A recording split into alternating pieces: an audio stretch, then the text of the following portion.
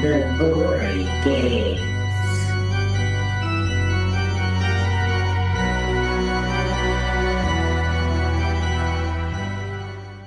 And welcome back to The Gory Gaze, a horror podcast where two horror fans slash up and bleed out your favorite And not so favorite. horror movies. I'm Stanley. And I'm Alex. Yay. Oh my god. Sorry, I'm dying. Welcome back, Alex. Hi, thank you. Yeah, it's been a fun week. It has been a very fun week. Very. As I hit my microphone. I know, as you thrash things around. Yeah, it's been, it feels like this week has been a lot longer than it has been, but at the same time, it went by very quickly. Yeah, I would say so. I don't know if that made any sense or not, but it sounds like you understood. Yeah, the fact that we're already closer to St. Patrick's Day. Yeah, and it was just Valentine's Day yesterday. Yep. Like, that's the weird thing. So that's something we should get right into right away. We are recording this episode the day that the episode is supposed to come out. We kind of got quite comfortable this last week. The movie that we chose to review was The Love Witch, and that was Alex's pick, and it landed on during Valentine's week. And instead of watching it last night and doing like a proper note session, we thought it would be fun to do a watch along again, like we did with Elves. Yeah, kind of just to like spend the day with you guys, due to it being Valentine's Day. We don't all have to be lonely. Yeah, and but we failed in that regard We did. because this was supposed to happen yesterday. This should have been released today, yes. But we did have a lot of fun yesterday. We got some tattoos. Matching tattoos almost. From Aaron. Yeah, they're almost matching. Mine's a heart with a space ring around it. And Alex, what is yours? I have a heart with a dagger going through it. It's really cool. And I ended up getting another one on my hand, a daisy with a smiley face in the middle. Super gitchy and super cute. It's really cool. Aaron Russell with Opal Tattoo does really, really wonderful work for anybody in the Los Angeles area. Yes, but yeah. check out our Instagram. We tagged her in it. Or Yeah, she tagged us. she tagged us. We love her. So yeah, so things are a little bit different with this episode. Not only is it late to be released, but it's being recorded rather the day of, and we are going to be watching the movie as we talk about it. So this is another watch along in the vein of what we did last year with Elves. So if you all have access to The Love Witch, which you should, it's available on Tubi, and that's what we're going to be watching it on. Also available on Plex and I believe another network. I think Pluto. Yeah. Yeah, so we are going to press play here in just a moment, and when we do press play, you should press play as well, and we'll just slash it up and bleed it out as we watch it, and you watch it with us. I think that will be kind of fun. We're not going to do the whole video with it like we did with Elves. That was... No, this movie is a little too long, I believe. For something like that. It's 2 hours long. Yeah, this one is 2 hours, so prepare for a little bit longer of an episode. Yeah, and this is live, so there's no editing, there's no cutting. We're going to do this, and it's done. Yeah, dude, I'm just throwing this one out there, so you all get what you get. This is literally going to be watching a movie with us. Yeah. So when we press play, that is going to be the moment that this movie starts, and then you're watching it with us. So that being said, Alex, do you have anything to throw out there before we get into The Love Witch? I would just say let's just fall into the spell of The Love Witch, and let's go. I like that you always throw in like little punny type of things. I didn't mean that. There was no pun intended. Yeah. And we'll get into like everything else, like what we've been up to and what we've been watching and stuff next week. Because, yeah, we just want to get this episode out. And I'm actually kind of excited to watch this movie again. Yeah. The first time was definitely not.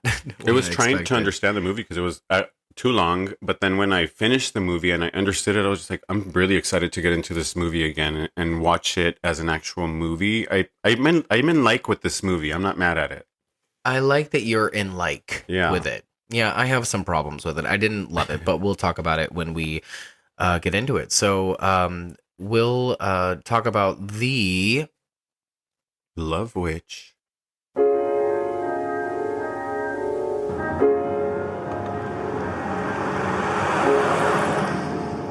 After Jerry died, the cops wouldn't stop harassing me. They couldn't prove anything. They actually thought that I killed him. Anyways, San Francisco got to be a really bad trip after you left. And that's when I remembered you had that extra apartment. Hey. Hi, I'm Trish. Hi, Trish. Well, what do men want? Just a pretty woman to love and to take care of them. Love me. Love me. What I'm really interested in is love. You might say I'm addicted to love.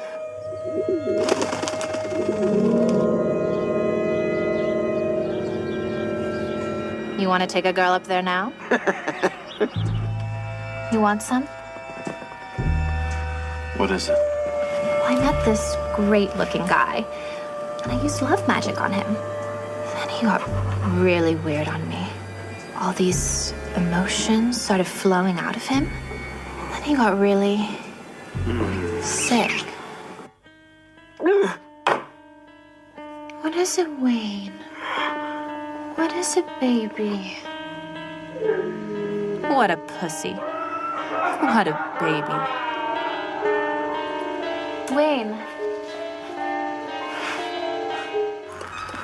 Witchcraft is just a way of concentrating energy. You can only work with what's already there. I just use sex magic to create love magic.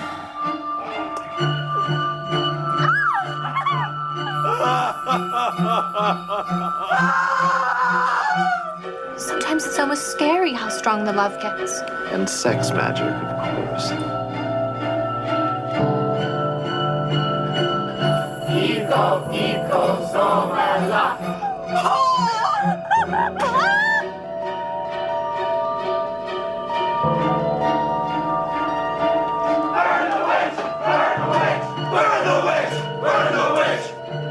I would do anything for love.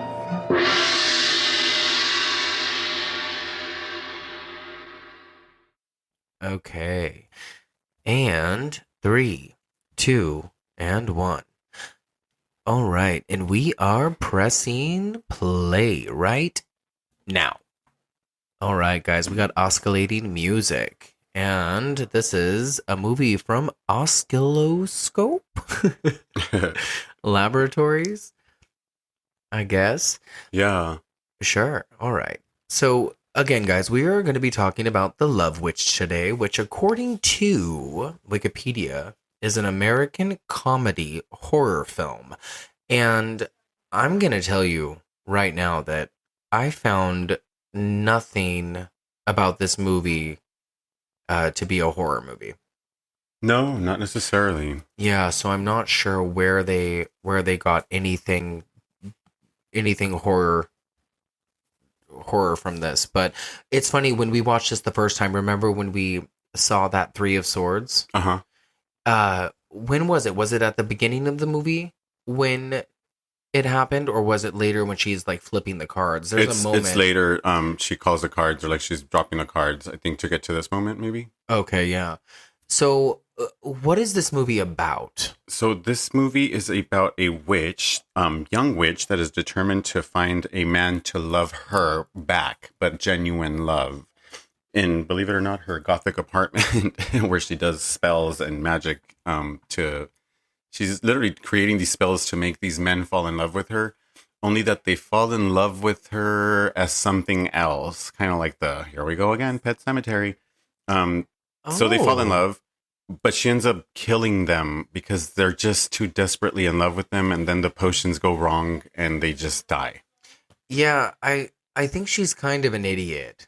She's a witch in her own way. She tells Instagram that she's a witch, maybe. Oh. So she is a witch. Yeah, I don't know. Yeah. Like, the first time we watched this, I just wasn't quite sure what the point was.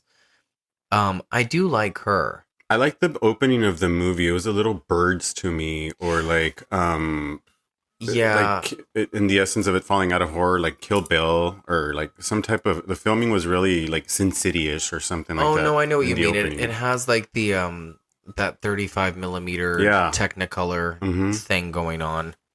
And there was something else I found on Wikipedia about the way that it was filmed. I need to find that again. And see, and this is where you can tell because she's driving a 60 model Mustang in the opening. And I think it's supposed to take place in the 60s. I'm not sure because their outfits and the way that they're dressed or, the characters, it tells me 60s. But then the cop car tells me 80s. Well, I'm going to interrupt you. According to Wikipedia, the film is highly stylized with elaborate set and costume design and a color palette to match the aesthetic of a 1960s Technicolor film. It's beautiful. Although the film emulates a 60s look, the story is set in the present day and features modern cars and mobile phones. So while this car that she's driving is an older car, like you mentioned, she does have a cell phone, doesn't she?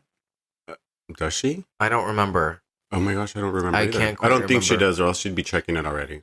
Yeah. Oh, maybe so. We should point out that because she meets the men's and not by apps. Like every man that she's every man that she's met, she meets him like at a bar or just out, being introduced by. Oh yeah, I guess you're right. Yeah, the movie is directed, written, produced, edited, and the music is composed by a woman named Anna Biller. So she is a feminist who was born in Los Angeles, and this was her second film, I believe, her second feature film. She did another film in 2007 called Viva, but man, she was really, really responsible for this movie. She did a lot for it. Yeah, and I don't want to say a woman that's just mad at men. I'm not sure about the movie, but it's just like, it makes me feel like somebody's angry at men. Well, it's funny because the women in this movie are... Do you want to talk about the cast? We can, yeah. Right now? I mean, yeah, we can shout them out at least. The ones that stand out the most, I believe, right? Well, while you're looking them up real quick, we should just catch people up. So this woman named Elaine is driving through California, like along the coast. She gets pulled over by a cop, and the cop basically just lets her go because she's so beautiful. And she is relocating to a town, and she is going to be subletting this house that I guess belonged to someone that she knew. I think it's like one of her mentors who we haven't met yet. But she is being shown the house at this point. If you're watching it with us, she's being shown this beautiful Victorian house that's like this insane purple color. Like it's like a gothic. The charmed house. Yeah, like this movie reminds me of Dark Shadows. Like you were saying, the way that it was filmed and stuff has this like kind of weird filter. Like it reminds me of like a Dark Shadows episode. I believe. I mean, I understand what you mean. But yeah, so she is with a woman named Trish. I think is her name. Yes, which is played by Laura Waddle. Okay, cool. Yes. And our star, Samantha Robinson, is Elaine. She's the one, our first lady of the movie, if you will. Our first lady, the Love Witch. The Love Witch. She's the Love Witch. And where do we recognize Elaine from? I don't know. Where do you know her from? She's from Cam. Yeah, you're right. And we just did Cam. Yeah. Okay, go on. Yeah, sorry. Okay. So then the ones that like stand out the most to me at least would be Jared Sanford plays Gran, and he's like the wizard or the warlock guy. Oh, Gahan? Or the witch leader or Gahan. Yeah. Something like that. Robert Seeley is Richard. I believe he plays Laura's husband, right? Or Trish's husband. Trish's husband, yes. And then we have, of course, the guy Wayne that she seduces and casts a spell on, Jeffrey Vincent, played by Jeffrey Vincent Price, Paris. Okay. Mind you, this is live, so if I'm saying the names wrong, excuse me, I will correct myself. We're not editing anything today, guys. Sorry. So I think those are the most that stand out to me. And then, of course, that would be it. Jerry, the guy that she speaks about the most, but we don't see him, just visions of him. Yeah, like he's just shown in flashbacks. Yeah.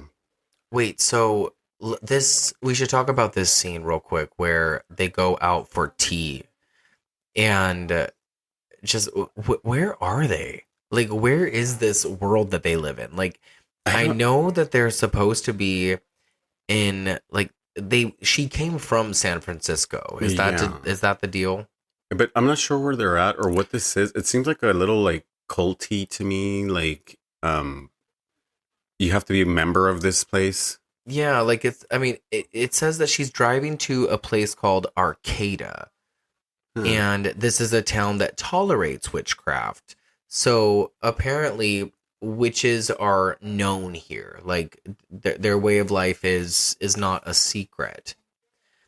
And we should also I see. We should also mention the fact that Elaine had a husband who she claims left her, but in the flashbacks, this is the guy that you were mentioning. In the flashbacks, he has clearly been poisoned. Jerry, right? Yeah. If it was by her, we don't know. Not yet, anyway. At least we're finding out that this is how she's been killing them and finding men to fall in love with. Yeah. So Arcata is a real place up by Humboldt. Oh, really? California. Oh, see, I didn't know that. Yeah, you're going to get a lot of us kind of doing useless facts, some research and throwing facts at you as we watch this. Hey, we can get there in 2 hours and 4 minutes and do some witchcraft shit. Yeah. Oh, to Arcata? Mm-hmm. This song that this harpist sings to her is ridiculous. I'm not sure if it's supposed to be like some type of spell she's casting or something, because the way she's looking at her, like, very hypnotic. Is this a witch cafe? That's what I'm assuming. Like, that's what I mean. Like, you have to be a member of some sort. But her friend's not a witch. I'm not Trish. sure. No, Trish is not a witch. They just met, right? Yeah, she's just weird to me. Like, I don't understand Trish. There's just a big juxtaposition between the two characters. Mm-hmm. And I think that's on purpose, obviously. But I do like her character, though. I like that cake. Yeah, I like the setting in this scene right now. Like, all the pinks are very highlighted. I really like this a lot. Whatever tea house they are at has the most delicious looking pastries. Those little finger sandwiches I've ever seen. Yeah, I see them. This is a funny scene too. I love that we get a little bit of the way that Elaine thinks, in the sense of, like, she's like, you need to give yourself to your man at all times to make him happy. Uh-huh. And what does she say? Oh, hold on, she'll say it right here. You have to give a man his fantasy. She is so pretty. She really is. This woman, Samantha Robinson, is so pretty. She was also in Once Upon a Time in Hollywood. She did a really good job in convincing me that this was done in the 60s. She did a really good job of convincing me that this is how a woman is supposed to act. Like, that this is like this is, I wasn't put off by her acting. Like, this is, you know what I mean? Does that make any sense? She's very feminine. Like, this could also be deemed as bad acting. You know, it's just a particular type of. It's very slow, like very careful, I think. Yeah, but it's very particular. Yeah. Yeah, you don't see it everywhere. And that's what I'm saying. And the way that she's going off of Trish, who Trish knows what movie she's in, but also Samantha Robinson is very clear on what movie she's in as well. It's like, I understand how this movie was well received, but I can also understand why people fucking hate this movie. Yeah. Like, this movie is it's like a solid 2.5 for me. It's a good rainy day movie for me, I think. Yeah, and I think I would agree with that. 2.5 to 3 for me. I really like the filming and the way it was done. Just the 60s era thing to me. You know. Yeah, it reminds me of, like, Austin Powers. Yeah. Type of stuff. It's just like, it's that dream filter to me that just it really fucking turns me on. Yeah, we are introduced to Richard at this part in the film. This is Trish's husband. Richard is Trish's husband. But there's like the way that they zoom into each other's eyes. I was like, that's unnecessary, but I get it. It's her next victim. Yeah. Yeah, and she is now drawing or painting pictures of who? Cher. Cher and a horse and her. I think this is for the Vegas residency. This is so funny. It's Cher with Shania Twain's horse. Yeah. She's got like an altar of sorts going on in her residence. And this is what I appreciate. Somebody really did their homework with all this little Wicca shit and like laying out the little dolls and what she's doing as far as like casting a spell and creating candles even for this.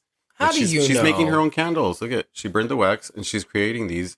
So then she's taking these to sell to this shop that's in town so that men can buy these candles and stuff. And then when they smell them and this thing happens, they fall in love with her. Oh. Did you realize that? I don't even think I understood that that's what was happening. She makes like these different potions and candles, and then she takes them to that little shop with Jan Brady. Oh yeah. We'll get to Jan Brady when we'll she pops there. up. But I do like these scenes when she is making these potions and she's wearing this like lab coat of sorts. It's really cool. The house that she moved in had already been decorated with Victorian shit. And well, like, again, very witchy. Again, this is the house of her mentor. Oh, you're right. Yeah, Barbara, who we haven't met yet either. This was her home already. Yeah, see right here, she's creating candles. It's pretty dope. I really like the sets, and somebody really did their homework with all this Wicca stuff. It's really intriguing to watch it. Let's see who did the set stuff for this. It reminds me of the shop from the craft with Lidio or whatever. Like, oh, the way Lidio. It just looked really crafty. Sarah, come That's back. so So funny. Oh, the tea room scenes were shot in the Herald Examiner building Is that a real place? in Los Angeles. Yeah, where is that? that? The Herald is the newspaper, right? That's on the southwest corner of Broadway and 11th Street downtown. That's a really cool thing to know. Oh, I didn't know that. It's funny that you say the birds because for the driving scenes, rear projection photography was used to give glamour to the lead actress and in tribute to the opening of the Hitchcock film The Birds. Stop it. Are you serious? Yeah. That's fucking cool. I did not do any research in this movie, and that's a really cool fact like to know. I love that I paired that up. That's really Spoiler. super That's why we're doing a watch along, guys. We're just behind this week. So what about this scene here where she like It's so extra. see, this is where she's casting the spells on those things she created. Love me. Love me. I like that Love we me. both just did it at the same time, Love you and me. I. So now she's bringing the mercantile. This is me walking through Los Feliz Village. It better not be. I mean, Oh, well, yeah. I don't look like It's that. magic. Oh, magic. You don't look like a mad. That Scottish girl that came into the tattoo shop yesterday. Oh, here's our girl. Okay, There she guys. is. So we're at the part where Jan Who Brady. is she? Oh, give me a second. Oh, shoot, I have to answer this. What can I do for you? You want to explain who she is, meanwhile, like character-wise? Yeah, of course. Oh, Alex has a phone call. So we are watching. I love it that he stepped away and I'm in control. So, and he's speaking Spanish, guys. So this woman is literally a Jam Brady-esque. Oh no, we just got an ad on our end. So hold on one second.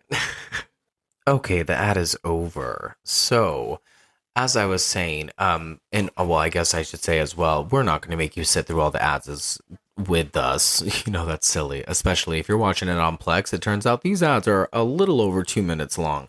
Alex is still on the phone. So, Jan Brady lookalike, who is my favorite character in this movie, is her name is Wendy, is giving her all, offering bright blessings at this magic store where Elaine has just dropped off some stuff. It looks like this place is called Moonrise Herbs. And I just love this scene. And let's see who plays Wendy. I think Wendy is a blast, man.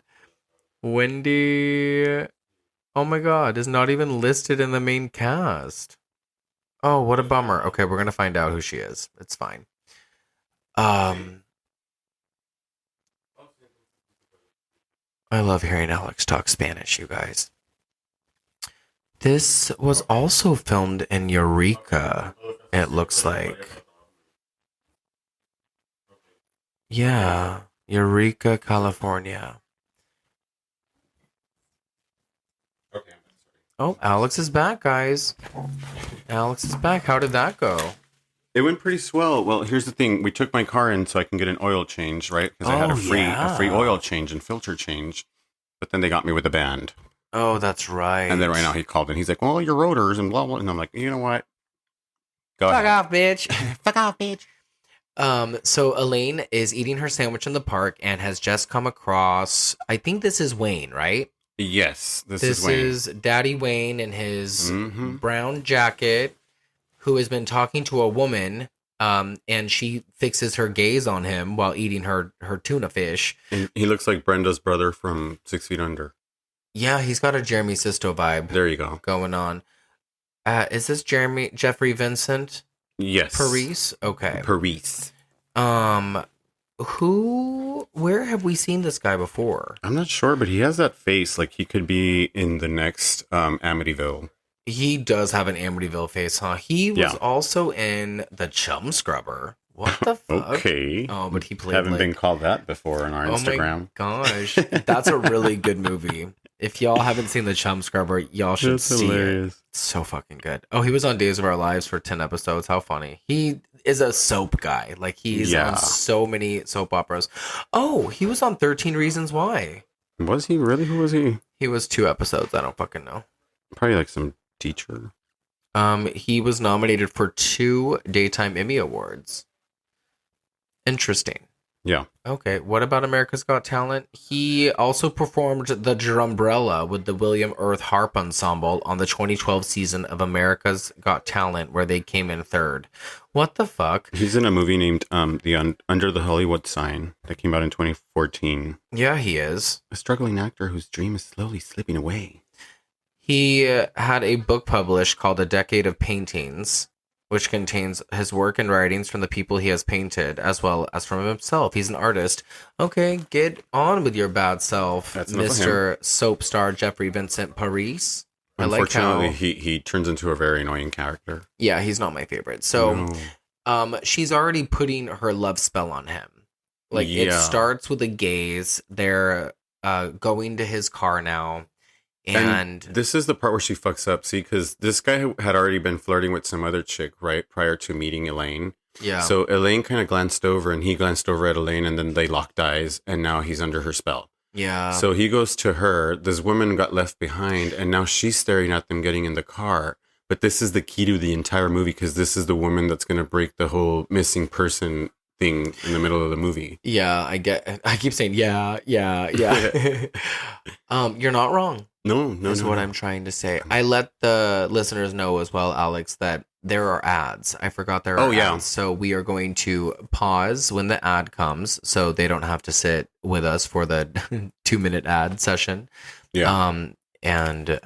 So hopefully that doesn't throw anybody off while they're watching this with us. Yeah, this guy's giving me a lot of Mark Ruffalo in that movie, Poor Things, that we just watched. I would... Like his facial expressions. I would raise you The Kids Are All Right, Mark Ruffalo. Oh, yeah. That's a good movie. But just Mark Ruffalo. We haven't watched it. Not together. No, not together. I really like that movie. No, I mean, I like it too. It was really, really fucking good. That garden at the end. Everything. It's like an Instagram filter. Mm-hmm. We are getting Wayne drunk in the car. She has come with him back to this cabin that he takes girls to, I guess, and to go work at. Is that what it is? I don't know, but he does take a lot of girls there. That's something that is told, yeah.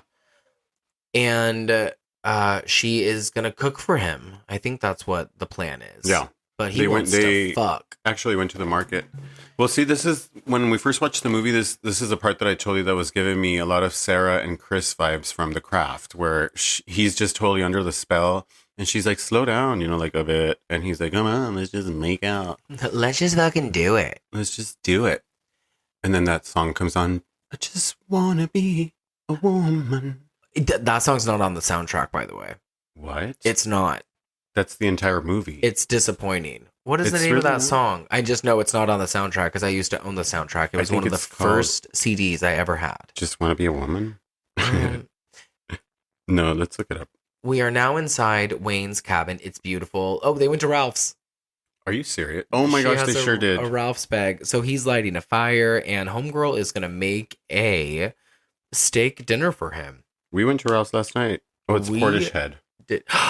Oh, of course it is. Duh. Everything by Portishead is good. I sure said Portishead. Did you say Portish? I did. Portished? Portished. You said the version that is the native version. Okay, so she cooks him dinner. Yeah, because the way to a man's heart is through his motherfucking stomach. You know that. And we bring it to the living room because there's no dining table. By the way, this is a movie you want to participate in the cannabis too. Yeah, and I actually love that did I tell you this the first time? That I love how she has a fire lit in the background, and she also has her windows open so you can see the curtains blowing. It's like she obviously has it turned on for sexy ambiance. Wait, this isn't her house. Don't give her all the credit. But she's living in it, so she set it up. She just got there. What do you mean she's living there? She just arrived. I don't see nobody else. This is his cabin, baby. What are you talking about? I figured this girl cooked and she turned on a fire and opened the windows at the same time. It just showed him fixing the fire and stuff. Okay. Alex isn't even watching the movie. It's so good. My version was better. I like it. She looks so productive. She does. I was like, she deserves a man to be obsessed over her. I mean, she does a lot. That's what the spell is. She is trying, she's actually succeeding in having him fall in love with her by the moment. Yeah. And she's very sexy. Like, she's very seductive. And her looks are like, she has no stress in her life. Like, at all. Does she? I don't think she has any stress at all. I mean, she wants love so badly. I don't think she even passes gas, to be honest. Oh my God. She has no stress. Mm-mm. Why are we going that direction? Oh, she's actually doing it now. No. That's what the subtitles say. Yeah. Oh, he's just now realizing that the organic berries, vodka, and hallucinogenic herbs that she gave him in the car are taking effect on him. So this film is very kaleidoscopy. What? It's very kaleidoscopy. Every vision that he has now after he's been... after she drugs him? Yeah, after she drugs him, is very like looking through a kaleidoscope. I know what you mean, yeah. The filter changes. And I think that's who the company that released this film, isn't it called like Kaleidoscope or something? No, it's like Oscilloscope or something. Let me check. Oscilloscope. Oscilloscope. Isn't it oscilloscope? Oscilloscope? Oscilloscope. I don't fucking know. Your guess is as good as mine. It's like an oscillator. You tell me. Oh, what about this dance? What the heck? Oh, but they are re-releasing Short Buzz. Oh, they have a movie coming out called Stanleyville, or they did. How exciting. It's a dark comedy. What? Come back to the Love Witch. Come back to the Love Witch. Stanleyville.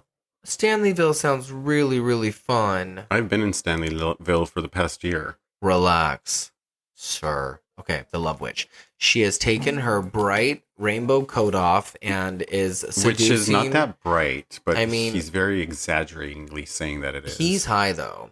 I really like the inside of the coat, though. She is seducing him by dance. She is taking off her nylons. Fucking loose-ass nylons. And she got a loose-ass pussy. Stop. And he's like melting down because apparently, even though he's taken all these women to hit this cabin because she got a nice ass. Yeah, she does. So she's seducing them with his dance now. Like, she hasn't already drugged him up and he's not obsessed with her. Now she's doing like this ven a mí dance, which in Spanish means come to me dance. Oh, I was like, this what? It's like this little spell potion that they sell at the librerias and, like those witch places. I don't go to many witch places. I think the witchiest place I've been to is the house of... The Gaunt? Spirit... No, it's that spirit place. What is it called? Spirit the house Halloween? No, bitch. The house of something. Oh, on Ventura. No, it's on Melrose. Oh, that place is great. That psychic place on Ventura? The psychic eye? Yeah, the psychic eye. That place is That's awesome. A fucking cool ass place. Yeah, it really is. We should go there. I always stand in front of the psychics like, if you're a psychic, you know that I'm here, so read my energy. And come tell me that I need to get out of here. They don't. No. So now Wayne is fully seduced by Homegirl. And this is what she wants, right? Yes. And she's giving us Lana Del Rey. That's it. She looks so much like Lana Del Rey. Mm-hmm. I've never really loved Lana Del Rey. This guy's not bad looking at all. Unfortunately, he's very annoying. I just don't love him. Yeah. But again, it's not his fault. It's probably the writing. No. He's meant to be like a whiny, And you're gonna get a lot of man ass right here, like a good shot of man ass. Obnoxious little bitch. Yeah, there is quite a bit of nudity in this film. Yeah, not a lot of women, a lot of more men. And I mean, it's one of those like grown up adult like. It's not weird that they're naked because it's like a coven of witches later that surround her and they're all bare naked and you see like. Well, you know, I mean, it's probably the reason because it's directed by a woman. if you got through Hereditary just fine, you'll get through this one just fine because it's the same kind of culty vibe that surrounds her. This okay, but like this is like this is apples and oranges. Really? Yeah, In what Hereditary is way? a much different, Old man much penis? different movie. Oh, you're talking about just like nudity? Yeah. I see. Okay. Like the uncomfort level of nudity or whatever. If you're still uncomfortable yeah. or giggle at it, like you'll be fine. Yeah, this is just like this reminds me of Rosemary's Baby Mm-hmm. a little bit. Just the way that it's But I'm not sure if shot. this is because she's not trying to get pregnant, right? No, she's just having him love her. Yeah, but I don't think she likes it. There's something like hollow about it still. Like she's just lost in it. I mean, like she's living in a fairy tale land. Maybe because it's not real love now. She knows that it's like a casted type of love.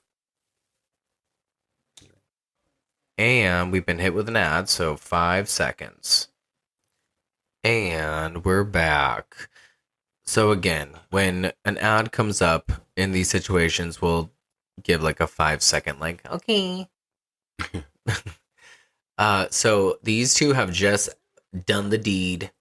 And what's happening, Alex? Wayne is now crying. He is And she having is a breakdown. consulting him by saying things like, "What is it, baby?" She's consulting him? And he's saying, "Oh, Helene, I feel so strange." I think the word you're looking for is consoling. Oh, consoling. What did I say? Consulting. Consulting. I said consulting him? Yeah.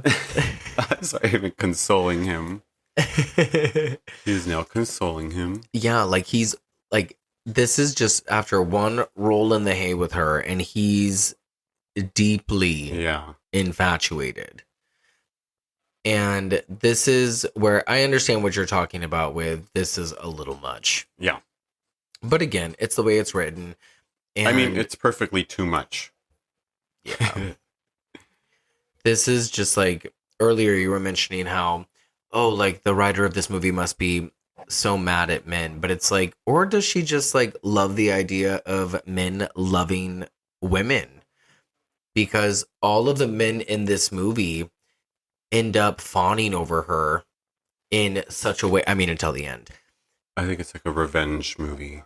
Yeah, so someone may have wronged her in a way. Well, let's learn a little bit more Let's about see. her. Is this because of a, like a personal, not a personal, like people write movies because of personal shit that they've gone through. So I want to know if this is something that, like when you write a book. Yeah. You know. According to this, it says it evokes the sexploitation of women in Hammer horror films. Yeah, it does have that Hammer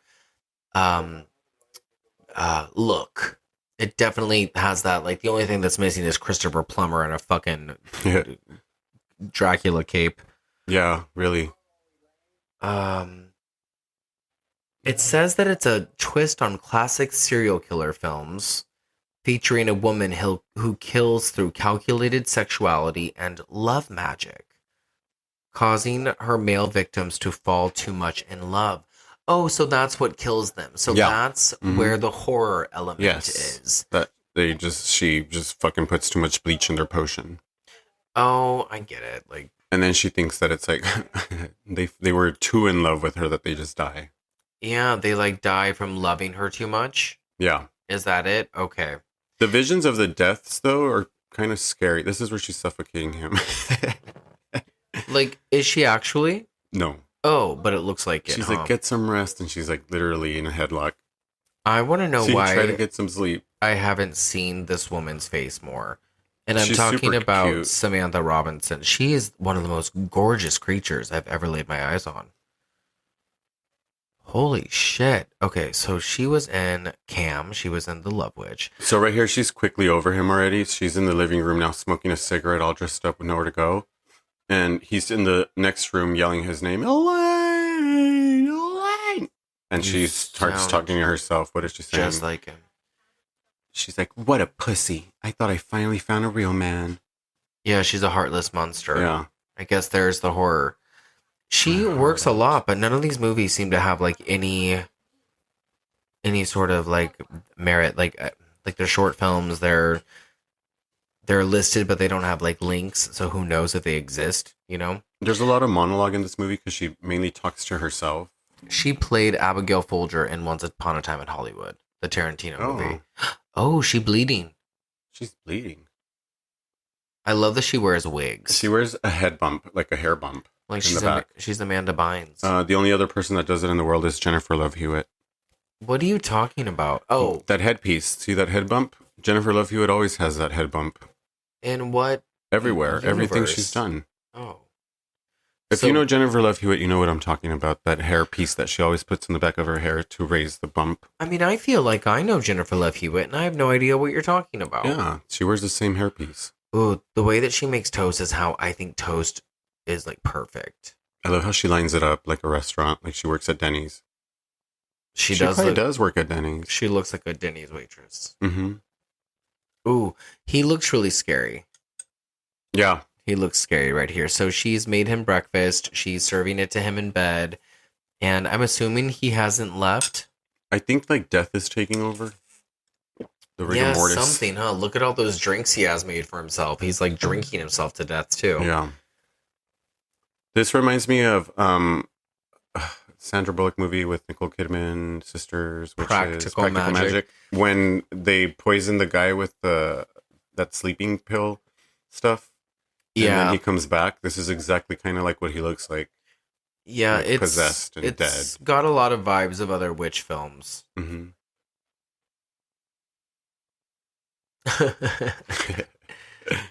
He's telling her that he kept on calling her name and calling her name. This is when she was sitting in the living room calling him a pussy. And she's like, "He never came."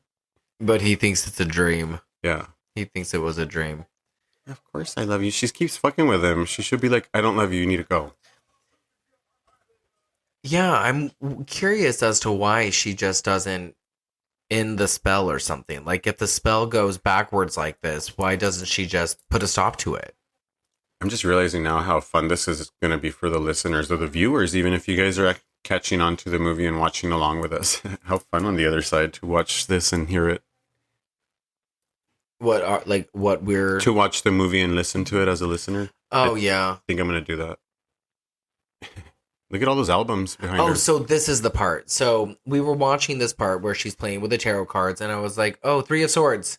And right here, well, she the third card that she pulls. Yeah. And then she flips over the Three of Swords. Mm-hmm. And both of us just looked at each other. And I was like, what the fuck? Yeah, that was super fucking weird. Because what are the odds? Like, neither of us had ever seen this film prior to the first time we watched it together. So Three of Swords... Sorry, go ahead. Oh, no, that's it. I just wanted to shout out how she's then goes to the bedroom after pulling that card and Wayne's dead. He's dead. Wayne is dead. This is our first, maybe second victim because Jerry. Yes. Jerry has killed himself or has been poisoned or. At least that's what she's telling everybody. Has been removed. So she's crying for him, even though she was like fucking fed up. I was going to say the same thing. Here we get Erica. Erica! Oh. From the Blair Witch Part 2. The Book of Shadows reference, guys. Yes, so she's picking now wildflowers outside of the house because she's now going to make a spell so she can bury Wayne and like release him, I believe. And she pees in a jar, like those fucking ball jars. Ball jar. She peed a lot. Yeah, she did. She kind of filled up that ball jar, you know, the ones that they use for weddings where they put a tea light candle. It's called a mason jar. Oh, but isn't it the brand Ball? Oh, I don't know. Yeah. But yeah, it's a mason jar, the Ball brand specifically. I just want to know how she had that much pee-pee inside of her. That's a lot. When the cop smells it, it's so gross. So what's happening here, Stanley? Oh, she's putting a used tampon. Oh, Sheriff. Yes. Sheriff, no. She's putting a used tampon into this jar where she mixed with pee and rosemary. And she's also saying, like, tampons are not gross. Women bleeding is beautiful. As she's, like, putting this bleedy tampon into this jar with her urine in it and rosemary. It's like, okay, bitch, we get it. That's just gonna stink in a bit. This was definitely written by a woman. Yeah. So she gets dressed up and she puts him in a wheel wagon and starts bringing him outside of the house. And she's going to bury him outside of the house. Not that far, in a fucking shallow grave. Yeah, and then she's going to put this like little concoction of like pee-pee and tampon that she put in a jar. So here's the thing. She top also of the grave. She also didn't make a grave. She didn't dig a grave up. She just like used surrounding dirt to like just throw over him. Oh, yeah. And her knees are all dirty. She's talking about how she's been so depressed since her cat died. Yeah. And now she gets naked and lights her dress on fire on top of this grave. She puts this jar of urine and rosemary and her dress over this grave. The one that she used to seduce Wayne. Is the music dramatic? I think it is. Yeah. I think it is. The music is really good. I love that aspect of this film. I think Anna Biller, that's her name, right? The woman who did... she's pretty creative for her actually making this movie, writing it, bringing it to life. It's inspiring as fuck to really be the entire driving creative force behind a project. And she quite literally is. I mean, again, I'm going to say it. She directed, wrote, produced, and edited and did the music for this. Yeah. This is kind of like Cam. And kind of like what? Like Cam, how it was like a, like a little revenge movie of some sort to the man or to the business. We have an ad, guys. Be back in 5. All right, and we're back. The movie is at the 38:47 mark, by the way, for those who are watching it with us. So that is a little note for you. It's different watching movies. Yeah. Along with people, assuming they're watching it. What's technically about the same type of podcast system, right? I mean, I guess so. Idealizing the movie as you're listening. I mean, yeah. I mean, what if, though, what if other people don't want people to talk the entire time? Like, what if they want to be watching this painting and want to watch her paint and they're like, God, I wish they would shut the fuck up. But I guess they wouldn't be listening to it, right? Yeah, exactly. Or they would agree. Oh, she looks great right here. She really does. And she is a good artist. Her character is a great artist. She does all these really great, like, artsy things. Like, she's a woman of the world. Yeah, she really is. So Trish is back at her apartment now. Or her house. I forget that she's renting a whole fucking house. I like Trish. She's just very nosy. I did that tongue clicking thing. No. If you ever hear me do that, punch me in the mouth. I'll punch you on the tongue. Oh, with your tongue? Yep. Yes. So I love that every painting we see, we can just assume that she did it. Yeah, I think so. Okay. Nobody wants to buy her art. So she hangs it around the house. Oh, I love her art. And I love her cake. But you still wouldn't buy it. I would. I'd be like, this is so cool. I would totally buy this. But use the word, I would totally buy this. Would. Yeah. Would. Would. Oh, sorry, Sheriff. I like this house. She's got some cool stuff. It's very eclectic. Very eclectic. I like her pillows. Her orange pillows. Mm-hmm. I wonder why Trish feels it's necessary to be friends with her. Like, why is she wanting to be friends with her? And we get, like, the idea that Elaine is a little delusional. Yeah. Because, again, earlier, she's like, oh, Jerry left me, but we get the flashbacks that she actually killed him. Yeah, she did. And right now, she's telling Trish that, oh, I was seeing this guy, but she's telling her a different version of the story, and we're getting the flashbacks of what actually happened. So our love witch has a different perception of reality. She lives in a different universe, I guess. Yeah, I think like maybe Trish is just trying to be more feminine, and she just wants to know how Elaine does it. Like, how does she so, captivate men? And how is she so sexy? Is that what you're getting out of I this? think so. Like, why is Trish, she's dressed up like, what's her name from Desperate Housewives? Bree. Oh my god, she is, huh? She's trying to be friends with this fucking sexy ass witch. She told her just now, though, that she's going to be out of town and that Richard, her husband, is going to be on his own. So that excites her because she has a new man to set her eyes on. She's already set her eyes on Trish's husband the first time she saw him. That is true. So this part's funny. Oh, yeah, we're at the burlesque club now. Yeah. And the old bartender is telling the two girls that they found a dead body down at the river. And they think that the witches had something to do with it. So, yeah, witches are, like, known around here. Well, yeah, that's why she moved to Arcata, remember? Because Arcata is okay with witches. That's right. Supposedly. So here's her mentor, Barbara. I think this is the first time we're meeting her, right? And Barbara looks like Amy Winehouse. Barbara kind of looks like Barbara Steele a little bit. What?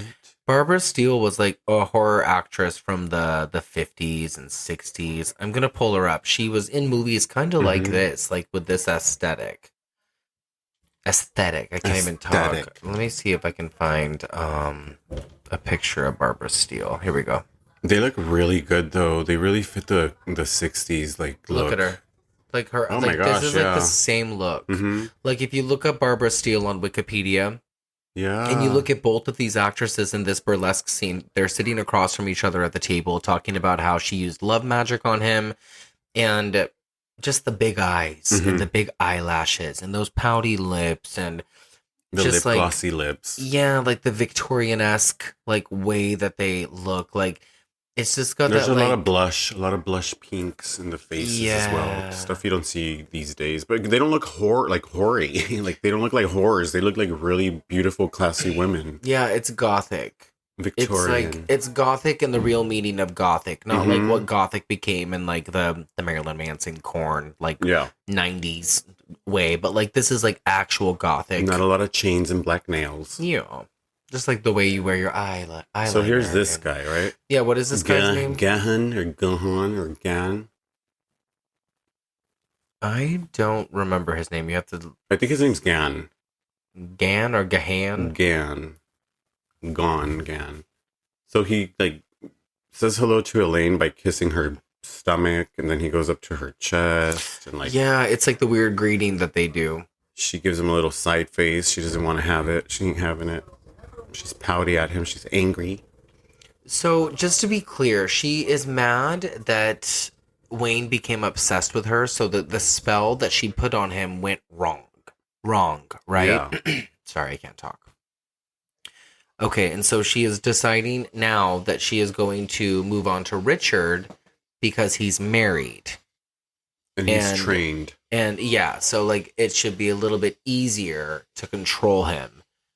And while he'll love her, he's not going to, like, marvel over her in that way. Right? Yeah. Okay. So here's where we get, like, it's, like, not bad for a small town. They tolerate us.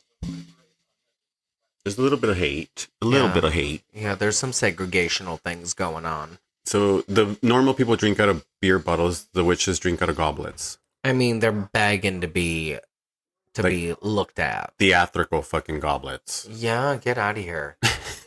I want to sit with them. Honestly. I mean, they're wearing like... They look like they go to like those, what are those fairy tale, like not fairy tale, but those, in the mountains, they host those. The Renaissance fairs. Well, and where do we end up later? At a Renaissance fair. Oh, gosh. Yeah, you know what I wrote in my notes when I was starting to watch the last half of this movie a couple of days ago, because, I mean, guys, this movie took me like 3 days to watch the entire movie the first time, because this is 2 hours. So if you're still really with us, thanks for still watching. Yeah. Or listening, I guess.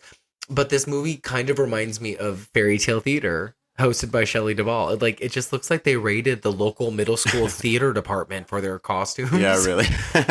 But on that note, like, this movie raked in $246,000 at the box office. like with whatever kind of Wow. release it had. Yeah, so it made some money and it's critically loved. Like, There's an audience out there for this type of movie. It's the way it was done, and the length of it probably doesn't bother people because they probably wanted more of it after it was done. yeah, like tell us it has like a Rotten Tomato percentage. What was it?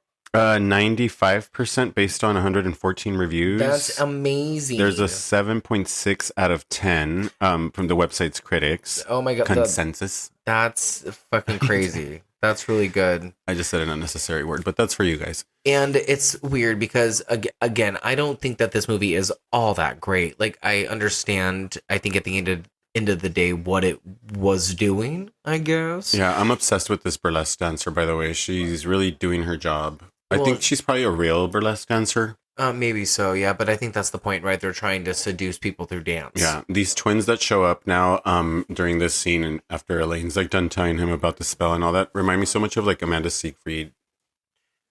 They remind me of the lead girl from Cam. They look a lot like Oh, her. yeah. They look like Madeline Brewer.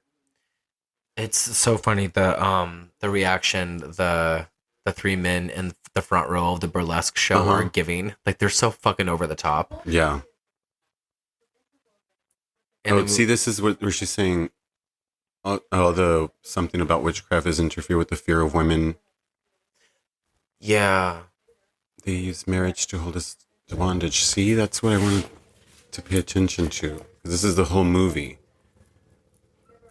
Oh, I missed this part. The filming We can't rewind it, right?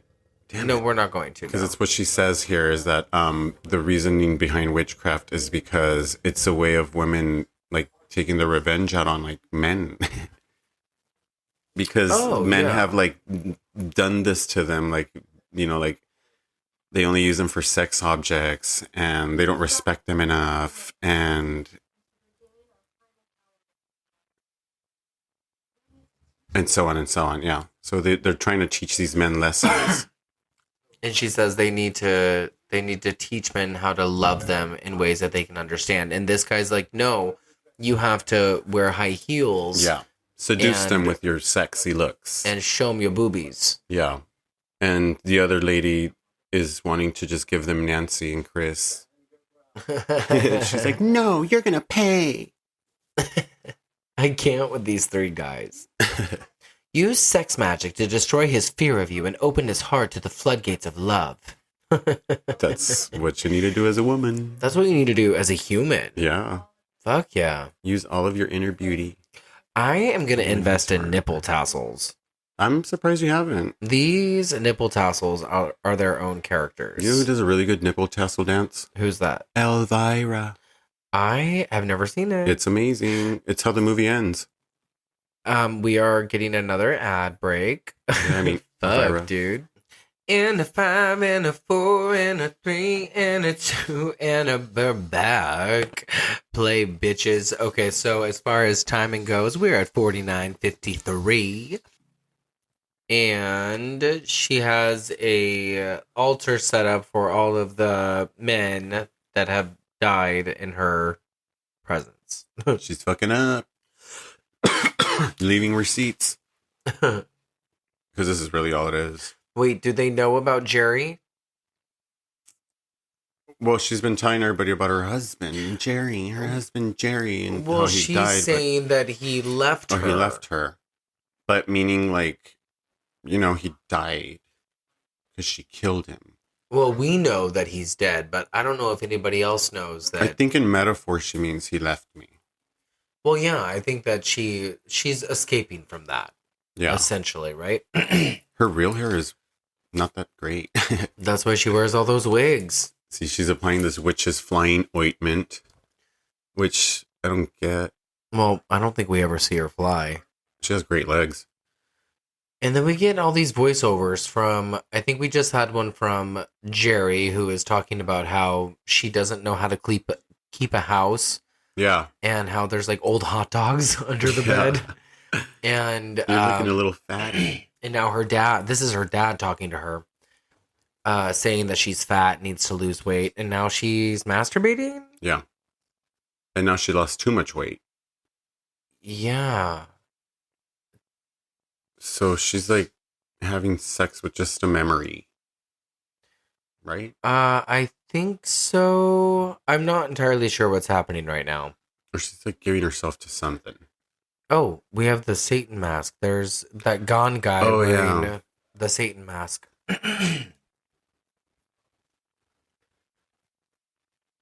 Oh, we got the organ music. The Yeah. music is really good. I've Oh, already said that. Yeah. So Oh, we got nudity. we got nudity.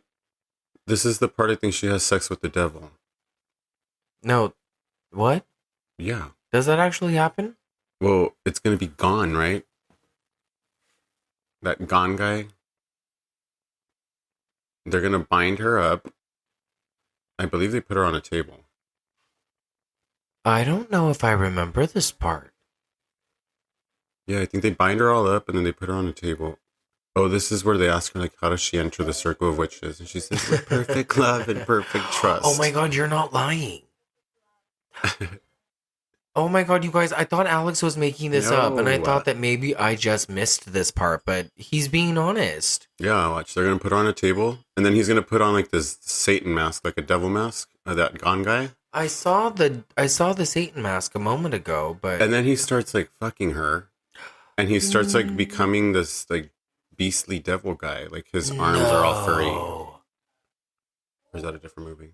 Did I black out? Wait, no, are you making No, that I'm part kidding. up? I'm kidding. No, I'm kidding that I'm kidding, but this is going to happen. See, there's a mask. I the see devil's it. mask. Okay. So, yeah. Yuck. Which is just weird to me. There's this coven of witches surrounding her. Some of them naked, some of them not. I don't like it. Yeah. They stab the cup, representing it stabbing her stomach, I guess. He climbs on top of her. Straps her down with his arms, kind of like rapey. And this is like a vision that she's having in her own home. She's laying on this lounge, chaise lounge. And she's having like these visions of her being like, you know, there's a ceremony going on and this gone guy's above her getting ready to Yeah. Getting ready to what? fuck her. Oh. Sorry, I paused because I'm like already paying attention to the next scene. Yeah, we're now introduced to who is this? This is a cop, Yes. right? This is a cop of sorts. What is his name? I think his name is Griff. Yeah, there's Griff and Steve. Steve reminds me so much of Obama. Barack Obama. I love it. I wanted to say something about some of the production of this movie. Please. Particularly about the casting of Samantha Robinson. Anna Biller, the director, chose her for the lead role. And this is something I found off of Wikipedia. She said she thought Robinson was very poised and very self-possessed, and she had a particular quality to her that's very different from most people nowadays. Mm-hmm. And it goes on to say, after Robinson accepted the role, she and Biller watched a series of classic movies featuring women with great sociopathic performance. The two collaborated closely to develop the character of Elaine so that Robinson's own personality could shape the character. And after this workshop period, Biller rewrote parts of the script to adjust for their discoveries. I think that is so cool. That is really cool. She's only 32 years old. Yeah, she's so young, and that means that when she made this, she was just in her mid-20s. Yeah. Yeah, she was a baby. And this is a pretty adult role, and it's campy as fuck. I mean, like the character itself and everything that's happening within the film is pretty campy. Mm-hmm. But now that I'm reading that and seeing like the sociopathic thing, Uh-huh. I think that kind of changes things a little bit. I know. 'cause- Like, now I wonder who she is outside of character. Like, at first I was like, maybe she's exactly how she is here, like very feminine outside of character. You know, she composes herself as a lady very well. But now I'm thinking maybe she's just a crazy bitch. well, yeah. I want to and- see the Quentin Tarantino movie now. She plays Abigail Folger in that movie. I don't think I've watched it yet. It's really good. Once Upon a Time in Hollywood, baby. But no, it's funny to think about that now because I didn't really, and we would have probably noticed this had we Yeah. done our homework this week. But if you're looking at this through the lens of a woman who's having a psychotic breakdown, Yeah. because she's a sociopath and is just, you know, ruining men along the way. Yes. All right. So That's now- that's a different type of movie. Yeah. Now we're at the point where this woman that Wayne had been talking to before he met Elaine had called the cops and told them about this missing person, which is Wayne. And the cops make their way over to the cabin, which is the last place that both Elaine and himself were at. They go through the house. They see that there's leftover breakfast, maggot full. There's just stuff left over, like 2 people had been there. They go out to the house and they discover the hollow grave. She starts bursting into tears like she knew the guy. Well, I think she's a coworker. Okay, so they had history. I think she's a coworker. Yeah. She wanted him. Wait, so is there anything in this grave? I don't remember. It's him. But do they find his body? I think so. Okay. Oh, they do because they do an autopsy. Yeah. But she's already moved on.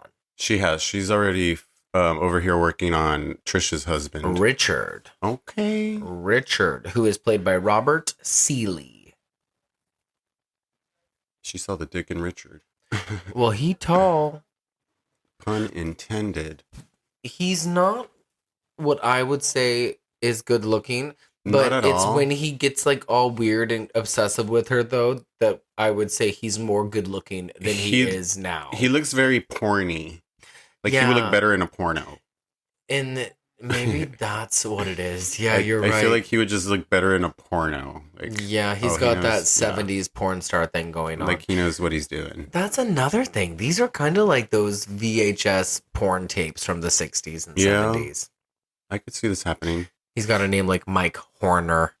Of course he does. I went to grade school with a kid named Mike Horner. He also looks like he could do a Dracula movie. Yeah, if he was a better actor. Like his face is very... It has a lot of Transylvanian accent in it. Yeah, totally. Throw some prosthetic makeup on that guy and he Yeah. would be a good Dracula. And like red eyes.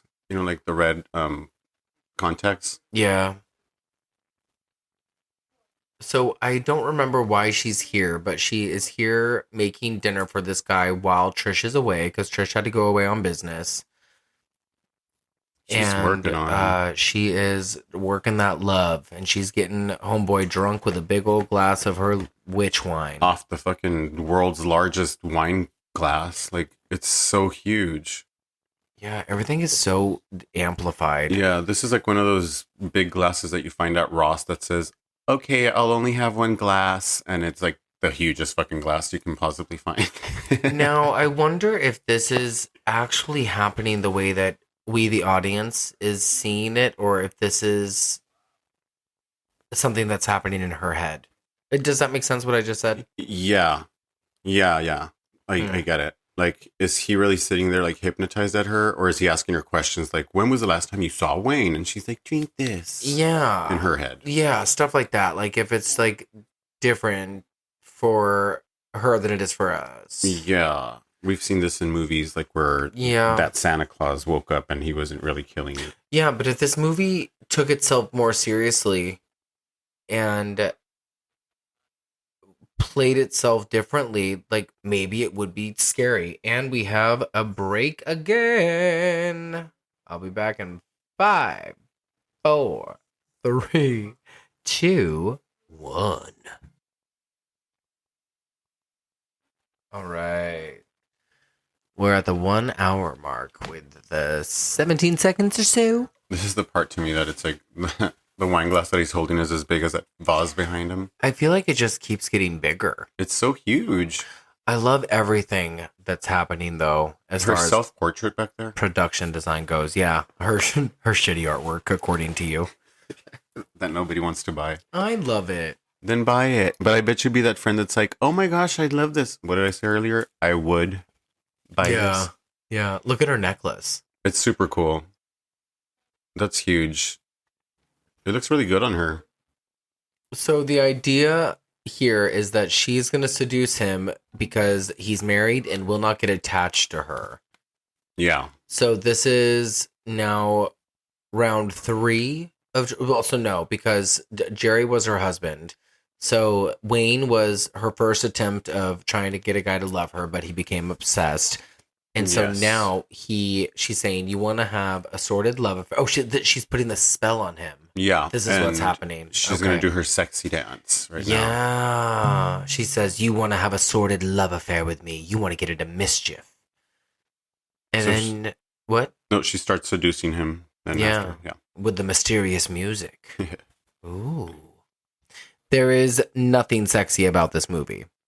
What about this dance? BTW. Oh my God. If you follow Britney.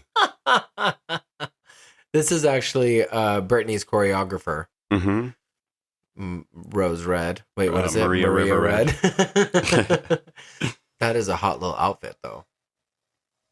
She's dressed in like this lace, velvety red, and black set of sorts. And she's throwing her clothes at Richard as she dances provocatively in front of the fireplace. And we find out as the movie goes on that this is how. Oh, wait, I think we might have already learned that this is how witches do it to their men. They dance. Yeah. And they've been doing this for a while, ever since Elvira seduces with her looks and her bodies. And even Ursula's told you that. With body language. Ha! When I was a kid, I used to walk around doing that compulsively. And doing that move with where you like thrust your hip. Mm-hmm. I think I'm dying. Of course, that's what we're made for. We're all dying. But I'm drinking the best coffee right now. And drink a lot of water, because that will give you kidney stones. We learned. No, you guys were watching 6 Feet Under. I mean, I guess actually now is better time than ever to just say kind of what we've been watching, right? We've been watching 6 Feet Under. Yeah, we have. Alex has only seen it once. I saw it when it really came out, like HBO, back when it came out. And that was 2001. There was no way of me to binge it back unless I like caught it again when it would come over seasons. But if you didn't start it by the first one, there was no way to jump back in. Like When it would come overseas? What? What did you say?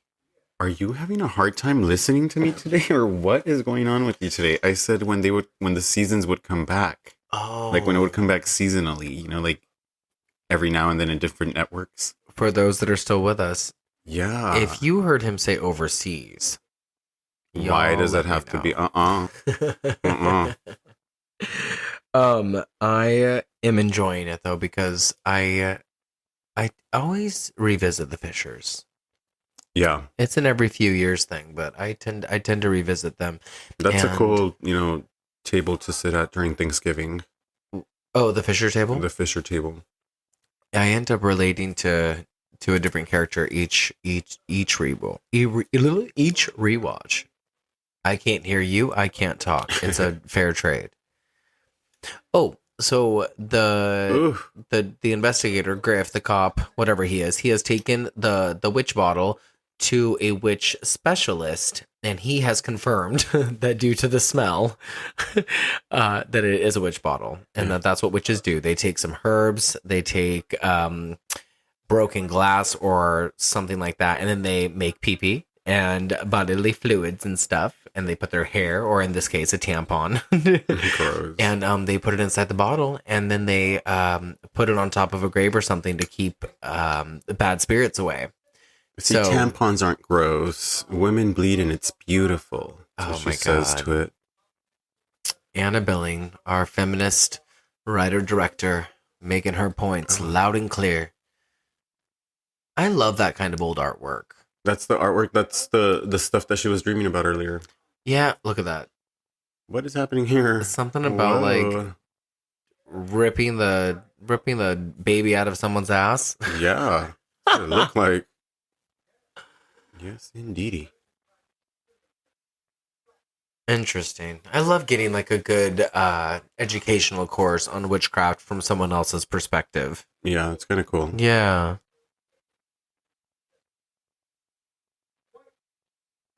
Yeah, see, this is a kind of knowledgeable movie because it's done like respectfully. There's a lot of like good Wiccan shit done in it. I don't think it's like no way to aim towards it or like Actually, it looks good. It's like really good stuff that they did. I don't like that this character does this kissy stuff. I don't like that either. I didn't really pay attention the first time, but now that you pointed it out this time, I am realizing how fucking gross it is. And he looks like such a horn dog as a real person doing it. He is, and it makes me feel like shady when I can't click on the person's name on Wikipedia, and this guy's one of them. You. Jared Sanford, I see you. Oh, and then we got a bunch of naked folk surrounding a fire, and what are we doing here? What's going on? Yeah. So I think this is another ceremony going on, of course. But why? Oh, look at that owl. What is happening? They're calling on Artemis, Aphrodite, Saradwin, Diana, Isis. They're calling on all of them. It's the goddess of love, but that's all her names. So it's still Isis and Aphrodite, but she's been like all of her different characters of her have a different name. Or yeah, something like that. Oh. She's the queen. She's the queen. We're to believe that Barbara is the queen of the witches. Yeah, she doesn't believe it either. Oh, I don't like that. Now she's having these visions of Wayne. The way that the light hits this girl's face in all of her scenes is so wonderful. Yeah, it really is. What did you see this? Lamacha lakaki akababy. Those are his spells. Haraya. Haraya. Oh, I think I just cast a love spell, baby. You probably did. I fucking did. Arise. Oh. We see stuff. Come on, get it. Iko azarak. Iko zomalak. Yeah. So they start doing a ring around the posy. Oh, we got swing and dig. We got swing and dig. We got balls and all. And some of them want to express it more than the others. Because they're like really like, exaggerating turning into the camera. No. They're wrong like, way. this is the only time my dick's going to be on screen ever. Now they're drinking beef broth. And eating cookies. And eating those fortune cookies. The ones with the almond in the middle. Going back to, is that Hillary Duff? Those are rice cakes. That wasn't Hillary Duff. No. That would be hilarious. And that was Janine Garofalo. I'm going to be very, what's the word I'm looking for? Predictable. And just say this movie is about a half hour too long. Yeah, it really is. So I think it's 2 hours too long. While we don't want any of you to turn this off, if you are bored with this movie yet, we cannot blame you. Well, I can't. I just don't find it particularly entertaining. No. You know what I mean? Like, I appreciate it for what it is, and I've attained that, or especially over the last 20 episodes that we've done. There are some movies more so than others that I have really taken out of it, especially since doing this with you. That a movie got made, and that there is value behind that. And I'm not taking any like production merit away from this. Like, not at all. Whether it looks cheap or not, like it I don't think it's that necessarily. I think that a lot of that is intentional. I think that that's the camp factor. And I think that what they did in certain departments is on purpose. There's that card again. Yeah. There's the Three of Swords. It's just too long. It's just not my cup of tea. Yeah. You know what I mean? Like, it says it's a horror comedy. I don't really think it's funny, and I don't really think there's anything scary about it. So I just don't understand why it is it. I don't understand why it is. Yeah, why it exists. Yeah. Like, I just don't get it. I don't get it. You either love it or you don't. Yeah, and apparently a lot of people love it. Like you said, it's got a 95% on Rotten Tomatoes. It's universally liked. People really like this movie. What's happening right now? She's talking to... Trish is talking to her husband, Richard, that just can't get it together after spending the night with Elaine. Oh, yeah, because they had sex. Yeah. They had and she's now sexy noticing time. that something's wrong with her husband. He's just not acting the same way. And he's just drinking a lot. Mm-hmm. But he is not allowed to be obsessed with her, or at least she didn't want him to be. Elaine didn't want him to be. So that is probably why she. And she's drinking his spell. I mean, he's drinking away. her spell. That's her spell? Yeah, and she's noticing, see? Like, what are you drinking? I don't think she's noticing, because later on when she confronts Elaine, she has no idea. Well, look at all of the bottles that he has for alcohol, and this one particularly has a cap on it. I think that's just this movie being weird. Or it's a plot hole. Yeah. Yeah. Oh, look at that. You could touch those 3 glasses and say Oz. Oz. You're right. And all of his problems would be fixed. You know, the guy who did the cinematography for this movie did the cinematography for Jennifer's Body. Oh. That's interesting. Do we like the cinematography in Jennifer's Body? I like Jennifer's Body. So I'm going to say yes. I'm seeing what else he's done. He did a movie called Stuck. Is that with Mina Sabari? No, that's not the same movie. This guy, Richard's now obsessed with Elaine. He just keeps getting visions of her, but every single vision has her ass in it.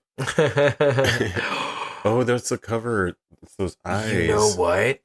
What's up? He was a cinematographer on a movie with Ashley Lawrence called Cupid. Oh, how funny. No way. Oh, it's a Valentine movie? Yeah. There's The Dentist 2. He did second unit photography. Now we have the detective coming into the apothecary where Elaine took her stuff over to sell with Jan Brady. Oh, we got Jan Brady back. I want to know who plays this girl. She's not listed. She looks very serious but funny. Let me find her. We need to find her name. Yes. Okay, we gotta break, guys. See you in 5, 4, 3, 2, 1. And we're back. Oh. Her face. Yeah. We love it. I love it so much. We're at the 1 hour and 13 mark, guys. Just an update. Is she purposely maybe trying to be comedic? Is she the comedic part of this movie? Because she's the only one that made me laugh. I think her name is Jennifer Couch or Jennifer Cooch. It depends on how you pronounce it, because Couch is Cooch Street in Portland. Shout out. Yeah, you're right, though. Yeah. But the way this movie's going is probably Cooch. So. Her eyes. Look how high she is. Yeah. I think she's just like the comedic part of this movie, like purposely trying to be this character. She is telling Griff that Our detective Elaine Griff is the one who, Elaine is the one who has brought these witch bottles and stuff, right? And like these potions to her store. And this is what Richard was drinking. But it doesn't stop her from creating more. She's wearing her matching ring with her matching eyeshadow. She's got her bikini on inside of the house. She looks great. She really does. Oh, wow. Look at her. She just took off her lab coat and she looks amazing. I love that she's Groovy like attire. a supermodel underneath all that. Mm-hmm. Apparently during the dance that she was doing for Richard, he bites her, but there's already bite marks on her rear end. Oh, yeah. That was a spoof, right? Or some shit? A goof? A goof. A spoof. Leave it to me. Also, how funny that we're covering this movie the same time you got this little glitchy tattoo. My little 60s. That's very 60s, 70s of you. Just call me Jan Brady. I'm looking at some mistakes. Elaine, I already read that one. When the police pulled Elaine over in her car, he said her taillight was broken. Even though it was daytime, if the light fixture were broken, it could still be seen in the daylight. What? Yeah, you're right. Because that would only happen at nighttime. Bye. She's so aggressive. Oh, so that isn't correctly regarded as a goof. Okay. So, am I right? Yeah. Well. When Elaine lies in the magic circle, the sleeves of her robe are at her elbows, then at her shoulders, then at her wrists. Oh, I didn't even notice that. Yeah, I didn't notice that either. Let's look at some trivia. Gives you another reason to watch it again. I don't know. Not at all. Never again. See, even here on IMDb, or as you like to call it, IMBD, it's considered a comedy, horror, romance, thriller. Do they sometimes just have to classify movies somewhere, somehow? It doesn't really make a lot of sense. I love the tagline, though. She loved men to death. Oh, she's honest with Griff right here when he says, Mrs. Parks, are you a witch? And then he says, yeah. She says, yes, I am. Do you think that being a witch makes me evil, capable of murder even? That's great that you caught all this. I don't think I was paying a lot of attention the first time. Yeah. All of her necklaces are really something else. This one's really cool, too. This one's a heart shape. Mm-hmm. Oh, this is where she's comparing, she's saying witchcraft is her religion. It's like Christianity. It saved her life. Oh. Well, she's certainly... Listen to that sad, sad music. Done her homework. She's really laughing. That's funny. Miss Perks, I'm sorry. I didn't realize her last name was Parks. Elaine Parks. Oh, you didn't catch that? Anna Biller said she chose a witch as the protagonist because they are such a powerful historical trope in terms of women's sexuality that's been handed down through millennia. She added that she bases stories on her own life experiences as a female and then looks for characters and settings that are cinematic, where she can use symbols and imagery to tell a story. The witch is the perfect iconic figure in which to discuss all of those issues. I agree. I'm like, wah, wah. And you're like, oh, yeah. I agree. Burn the witch. Oh, the house that she moves into, the one that she's staying at, is called the Blair House. It's a famous Queen Anne Victorian. I love that. But it's like a real life place. I love when homes actually have a name, like the Blair House. Yeah, we were watching Mrs. Doubtfire last night as we went to sleep, and we were talking about how we have both been there separately. Mm-hmm. And I love that place. San Francisco alone. Yeah, we need to go. Yeah, really. San Fran's so cool. Do you like animals, Griff? Oh, I thought you were asking me. I should. Ask me if I like horses. Wait, what? No, he responds back with, yes, I have two horses. Yeah. So do you think that this guy is handsome? In a newscaster way, he looks like a news reporter. They've got like the 1950s. Yeah. 1960s like movie star thing going on. They casted this in a very peculiar way. Who's this guy? This guy is Griff, right? He has a lot of face. He's pretty handsome though for grandma. She would adore him. Like, oh my gosh, Griff. This is Gian Keys. Where have we seen Gian Keys before? Tattoo Nightmares. Interesting. Yeah. He is handsome though, very attractive. He was a publicist in Taylor Swift Wildest Dreams. What? Yeah. See, he does look like a damn Paul Mitchell School's Men's Cutting System. What the fuck? What are you reading? This is his filmography. Paul Mitchell, is that the new movie or like some Paul Mitchell? No, what the fuck? Oh, he's just a hair model. No, that's not it what said he their is. hair model. That's what he played. He was the hair model in for the Paul Mitchell video. Yeah. He has really good hair, by the way. It's fucking great. I mean, he is a handsome guy, He's really handsome. I said he was. Oh. Jesus, why don't you marry him? Well, is he single? Is he available? Oh. My God. Are you into it? Oh. Not me. He's not my type. Because you're not going anywhere. Oh, shit. Shit. I'm looking at the filmography for Laura Waddell as well, who plays Trish. She does a lot of voice work. Oh, Trish. She looks like she would do a lot of work like that. She has the face for like SNL and like those type of things. So I'm not sure if she's of the comedic side of this movie. She's very, very British. See, this is what you were talking about. This is a Renaissance fair. Renaissance fair. Have you ever been to one? So, funny story. When I was very young, like maybe 7, we went camping, not at Barton Park, but at this place called MacGyver Park. And it was always like my family and then another family or two. And we would always rent out campsites right next to each other. Mm-hmm. And in this place, this is like a lot more deserted than where you had gone with us when we went to Barton. So this place is like further out in the woods. Like there's no bathrooms, like no showers, nothing like that. It's like straight up camping. There was a Renaissance fair happening a few like campsites over that took up the rest of the camping ground.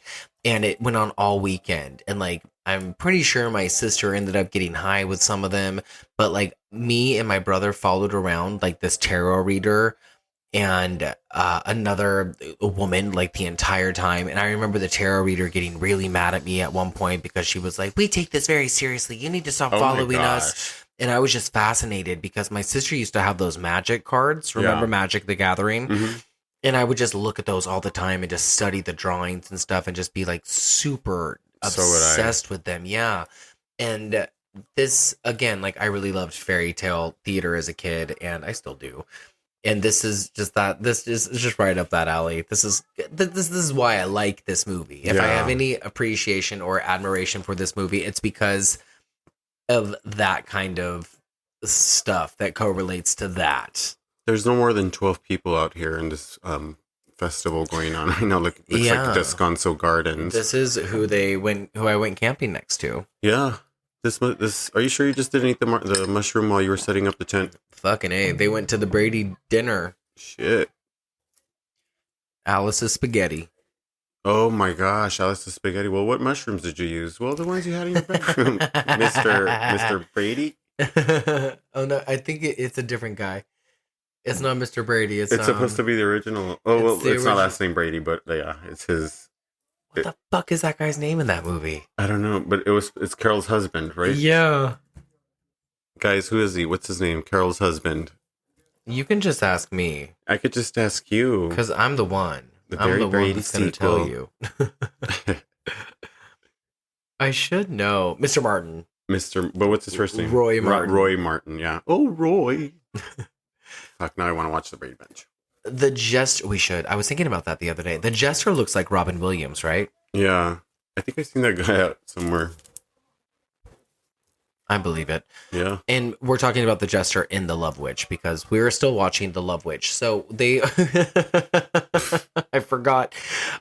We're at this Renaissance fair and they were riding horses. She looks great, by the way, dressed up in that riding outfit. Yeah, she really does.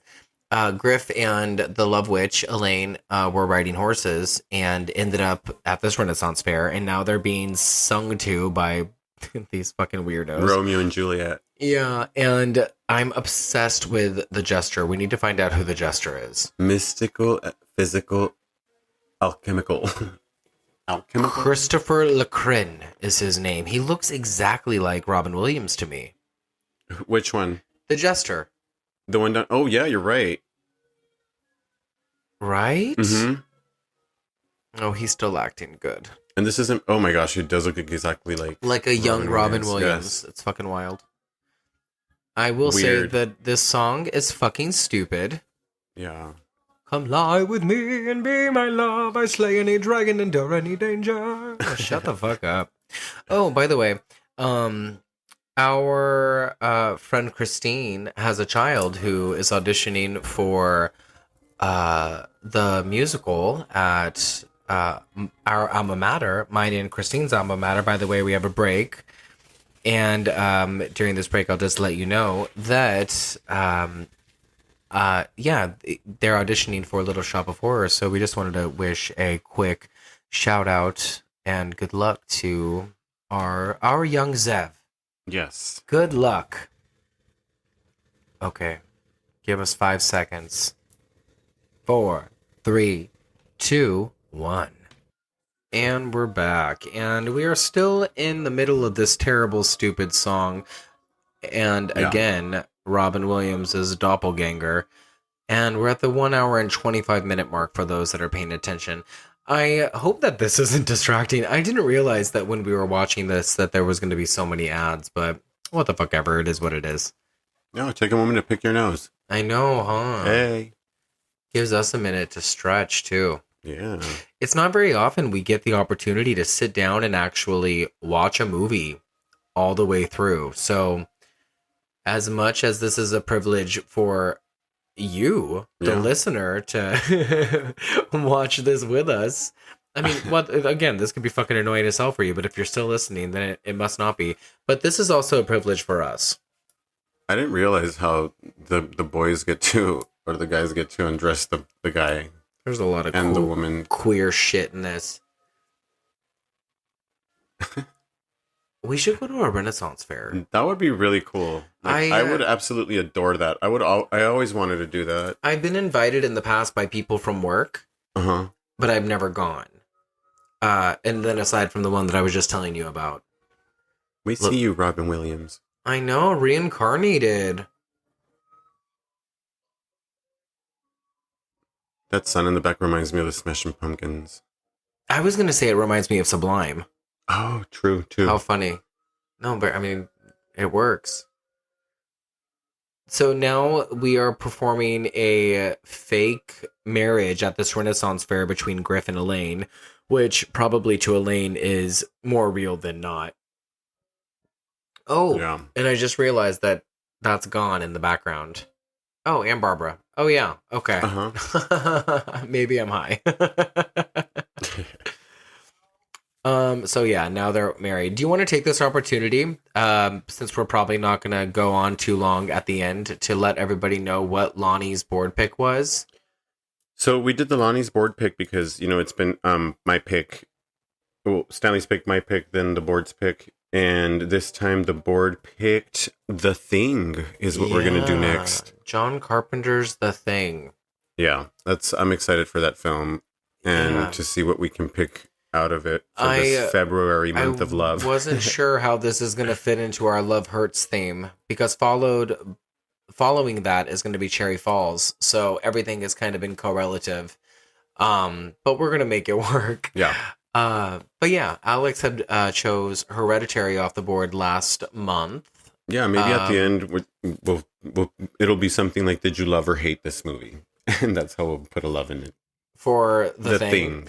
It's a pretty well loved movie. People really like that. So maybe you're right. Yeah, that could be how it'll fit into the love part. But yeah, so we're excited to talk about that. I love how we keep bouncing back to 82. Like 82 or 83. Somehow we end up in the early 80s if we go back. So next week, look forward to our discussion on that, and it will not be a watch along. It'll be an actual Gory Gaze episode. Yeah. But I'm enjoying this. I'm enjoying this nice little break of not having to do a lot. Yeah, this movie is just it's just I don't think I could have sat through and given you guys like a plot description that was worthy. I think us giving you our dumbass thoughts. Well, we don't want to go any longer than the actual movie, because the movie's already 2 hours long. Can you imagine how much more if there was a plot written and then our actual discussion and then what we've done, what we're doing next and everything else we throw into the plot, when we're doing our regular podcast. Yeah. But this time, this movie is just so long. It's like we didn't want to make a 2 hour, 46-minute podcast. That'd be ridiculous. We very well could have. I mean, we could have, but I mean, that's just way too long. But I feel like this is more productive and it's experimental, and we'll see if it works. And maybe it doesn't. I feel like the elves one was a lot of fun, though. She's the only one that looks way too modern for me. Who, the police officer? Yeah. Yeah, she's in the wrong movie. She is in the wrong movie. She's in the wrong decade. Uh-huh. Everybody else is in 1967, 69, and she's in 1999. Yeah. She took that time pill. They pulled her from the music video they were filming next door. Keisha Cole, baby. Mm-hmm. Oh, I love how you knew his name was Steve. I had no idea. Steve and Griff are having a little bit of an argument now because Steve, whose tie is wonderful, by the way. They're both wearing great ties. Yeah. They're talking about Wayne's body, who had been found with a crazy amount of devil's weed, right? Mm-hmm. And Griff is wanting to say that he had died of a heart attack, but Steve is trying to tell him that it was because of her witchy ways. Oh, and we're getting what happened with Jerry too. Oh, she was a dancer at the burlesque club. Yeah. Did I miss that? That's where she keeps going back. Oh. This is so dramatic.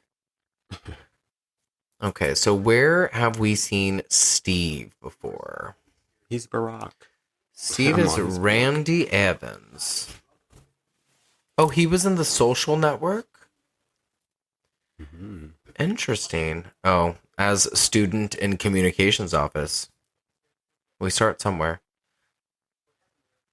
This is Steve tying Elaine to San Francisco and what happened to Jerry. But the other detective doesn't want to hear it. He doesn't want to understand or listen to it.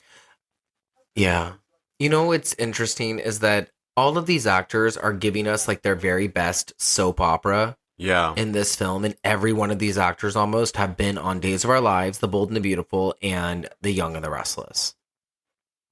Well, the eyes are very glary, and also whoever did the lighting here is delicious. It's so good the way this movie, the lighting was positioned for everybody's. It really catches the eyes and the face, really glows. My mom loved Days of Our Lives, by the way. That was a good punch. It was a good punch.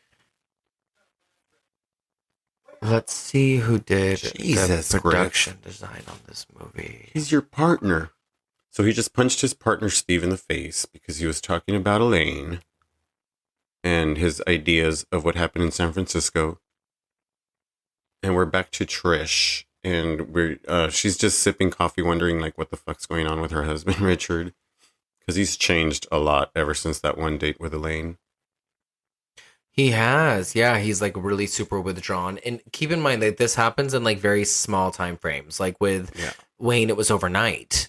And with Richard, I think it's been within a couple of days as well. I mean, Richard's over here acting like a teenage heartbreak, like your first love. Yeah, and we're about to find him with his wrist slit in the bathroom, Brittany Murphy style. I totally forgot about this. From Girl Interrupted, not real life Brittany Murphy. Sorry, that was not appropriate. And not what I meant, rather. So this is where the first time we watched it, I thought that we were going to start going in a different direction. Because this is a pretty grisly scene. I like her reaction to this is really good. Except for that when they zoom into the mouth. I didn't understand that. This but is it's very 70s Italian horror. Yeah. Well, yeah, I'll take Psycho as well. Like, it's just very early horror. Like, it's throwbacky. Yeah. And the way that it zooms in on her mouth, is that what you just said? Yeah. And then, like, how it goes into the raspberry puree being poured on the panna cotta type of dish or whatever. And now we're back in, like, the tea house. And everything just looks like cake. I just want to cut into this fucking scene with a knife. Mm-hmm. You know, like, everything just looks so tasty. Oh, I was really looking for the production designer on this movie. But yeah, I really appreciate the way you said right now that, or the way this scene came into them pouring the syrup over the cake. It looks really cool, huh? Yeah. Production, cast and crew. Here we go, baby. That girl behind Trish was just giving me too much, and I get her out of here. Get the fuck out of here. This isn't about you. Anna Biller was the set decorator. She was also the costume designer. Did we know that? I feel like we didn't. The art department was also Anna Biller. Well, shit. What else has she done? She's the writer and the director, baby. Oh. But I mean, and a costume in other movies she's never done. Oh, I don't know. Yeah.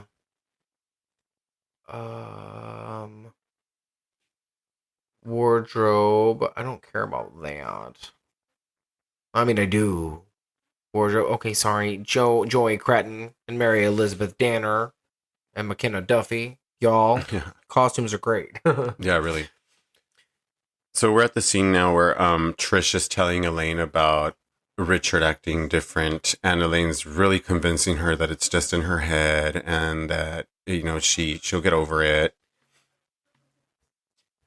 There's someone in the makeup department named Tara Shakespeare. Oh, that's a great last name. That is really cool. And a first name. I like the name Tara. Do you? Yeah, it's a cool name. It's kind of hippie. I always thought it was hippie. I like that you like that. Like somebody that lives in the hills. In the All hilly right. in the hilly homes. All right. The hilly homes. The hilly homes. The hilly homes. Tara at the hilly homes. Tara? Tara. So yes, Elaine is strongly convincing Trish that everything will be okay. And that she herself is looking for a man that is strong and smart. And that she found one, so she possibly cannot be dating Richard. Oh, yeah. Oh, wait. Did she tell him that he's dead yet? Who? That Richard's dead? Did she tell him? This is what this is about right now, right? Yeah. But I don't... I think she's just telling her that he's acting weird. Like, she reminds me of a cartoon character. yeah. Trish. Well, she does the voiceovers, you said, right? Yeah, you're right. You were envious of me because I had a man. You were all alone. Now it's the reverse. She's catching on. Mm-hmm. Oh no, life is funny, isn't it? And now, everyone, you're getting a dramatic reading. Trish, I'm sorry, I gotta go. Yeah. And then this is where Elaine starts singing, Diet Mountain Dew. Stop. Yeah, seriously. All alone on the rooftops of the Sunset Boulevard. Is that your best Lana? Oh yeah. No, I never listened to her. I don't know. Scotty loves Lana Del Rey, though. I shouldn't be making fun But of her. you listened to the I don't Maleficent know any... ending. I know you. Stop. I walked with you once upon a That's creepy. dream. Okay, so she's left alone now in the tea house with her big, huge ring Oh, yeah, but she's wearing the ring that... Elaine gave her. Yes. Yeah, it has like a special power in it. I know you. Why is she calling her? You left your ring here. You're probably driving. So she is going to have to go all the way to Elaine's house and drop off her ring. And we know that this isn't going to end good, right? No, not right? at all. Am I right? yes, Elaine had given her a ring to put on her engagement finger. And she wanted Trish to like tell her husband that she found somebody else. And we have a break. See you in 5, 4, 3, 2, 1. And we're back again. This house is so pretty. Okay, so we're going to have to find out where this house is. I know that we already mentioned it, but Yeah, I just realized that Trish in the scene drives a BMW that's like really up to date. So I guess this clarifies the fact that it was filmed in modern time. girl, I already told you. Get it together.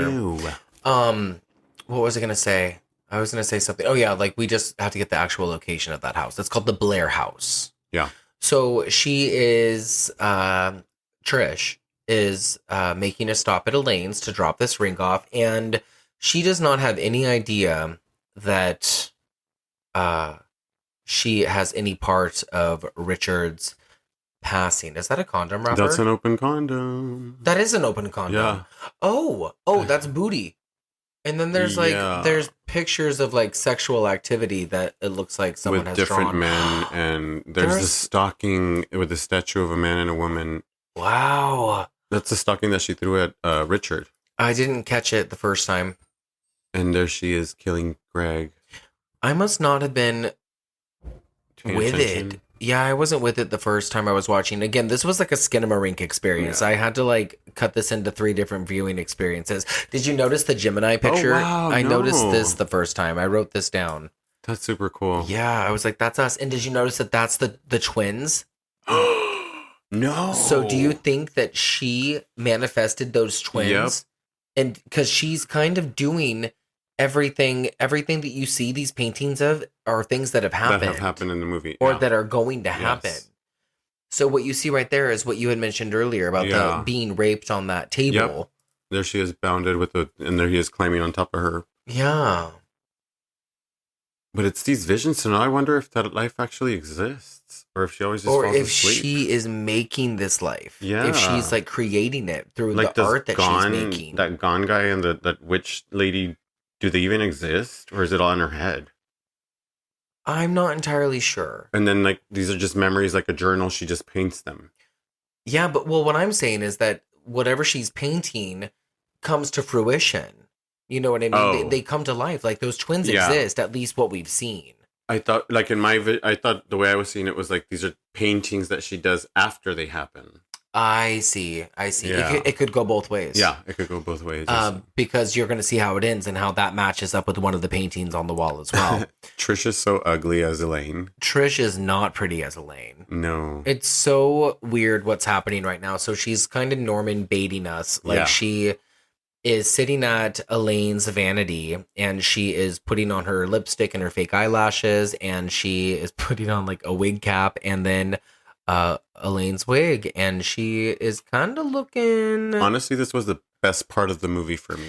This is where I best thought, part of the movie. but this is where I wanted it to go differently. Yeah. I wanted like haywire, Me too. single white female plug. I wanted to see one of these bitches die.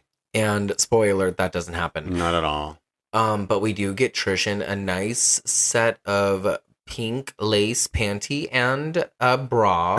She needs to fix her wig, Underwears. dude. She needs to bring it up more. Yeah, it makes her She forehead looks great, look real though. big. Does she? She looks awesome, and I mean, not the hair, but like her Oh, body is pretty everything well else. kept for Trish. For Trish. For Trish, she looks like she doesn't party. Yeah, Richard shouldn't have been interested in anyone. Not at else. all. She has a banger body. Like, what the fuck? Would you consider this a Valentine's Day movie? Yes. What? It's a lot about love. Oh, so now she's staring at the mirror and she looks at the altar where she has all the pictures of the men that she's killed. I don't know how she. Including her husband. I don't know how she missed this the first time. Right? Lazy bitch. And she sees her husband's picture and she picks it up. Dramatic pulsing music, which sounds like this. How many men in total? 4? Yeah. Oh, Oh, go ahead. no, I was just doing music, girl. Oh, because she has the underneath in the altar, she has all the pictures set up, but then she has this drawer she opens, and she has a voodoo doll for each one of the men. Oh, yeah, that she's because killed. they're all really intricate, the spells. So she has like a personal love spell for each of them wrapped Yeah. up inside. Along a picture or a note, Yeah. like a love note. Oh, weird. This one's from Richard that says, to the most beautiful woman in the world or lady in the world on her birthday. Can you imagine as a wife seeing that? Your husband sent that shit to somebody else? Well, I don't know. You tell let me. me ask my ex-husband. You Oh my guys should have gosh. saw that just the way that he just stopped and looked up at the ceiling, and I looked at him like, girl. I was like, well, I'm not going to look at you. Let me look up at the nothing. Oh boy. I wish somebody would have stabbed somebody here. I honestly just wish that the witch would have stabbed Trish. Yeah, just in time. Or more of a realistic slap. What's her name? Elaine comes in and attempts to stab Trish. Yeah. And Trish is slapping the shit out of her, Yeah. calling her a bitch. A I like sting. Trish's look here, though. It looks very psycho with that nylon on her head. You'll burn for this. So now she's threatened to burn the witch. Because she now knows that she's the murderess. I think I crash. She's so Yeah, dumb. so she runs to Trish runs out of the house, right, with one of the voodoo dolls because she's going to go show the cops. Elaine runs to the altar and she grabs an amulet and starts chanting crash, crash, crash, crash. I guess she wants Elaine to crash. I guess. I mean, Trish to crash. I don't know. I just wanted more out of all of that. Oh, is this what you were pointing at then? Is this what's happening now then? This was something that, That she had painting? already painted. Yeah. Oh. So this was above the vanity. Yeah. And so we have Barbara and Gan, whatever his Yeah. name is, lighting very phallic candles. And they have a bunch of naked people around her. Oh, wait. So this is Griff. They have a picture of Griff, Her next victim. but this is her current victim, Yeah. right? Because Mhm. she already has like him under her love spell as well. Oh, okay. So she is creating a love potion right now for him with their help. Yeah. I see. She kind of has an Ariana Grande thing going on. She too. really does. There's a lot of PP in this movie. This could be Ariana Grande's next music video. Named Starring PP.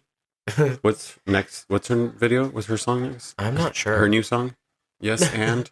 Look, it's the twins. Yeah. They look like Amanda Seyfried. Don't they? Yeah, they're just so weird. This is us. Yeah. We should be this for Halloween. Yeah, honestly. Go to Halloween Havoc dressed up as this. People are going to be like... One of us will be the moon, the other one will be the star. What the fuck? That's me slurping coffee. Sorry. You know that the one condition of the people that were in this movie was they had to make their own costumes. And performed their own burlesque dance. Who is this guy, dude? Anna Biller was like, I'm going to take responsibility for it, though. So now we're getting more people at the bar saying that there's like more witch drama, and Griff is there listening. This is what happens during your shift? All the time. Yeah. So it's these waitresses, the jealous ones, that are talking about the witches that are burlesque dancing. Oh, yeah, 1,000%. Look at those two. And you are the burlesque dancing witch. Those twins are fucking something else, dude. Oh, we got the Love Witch herself, who has appeared to sit down with Griff.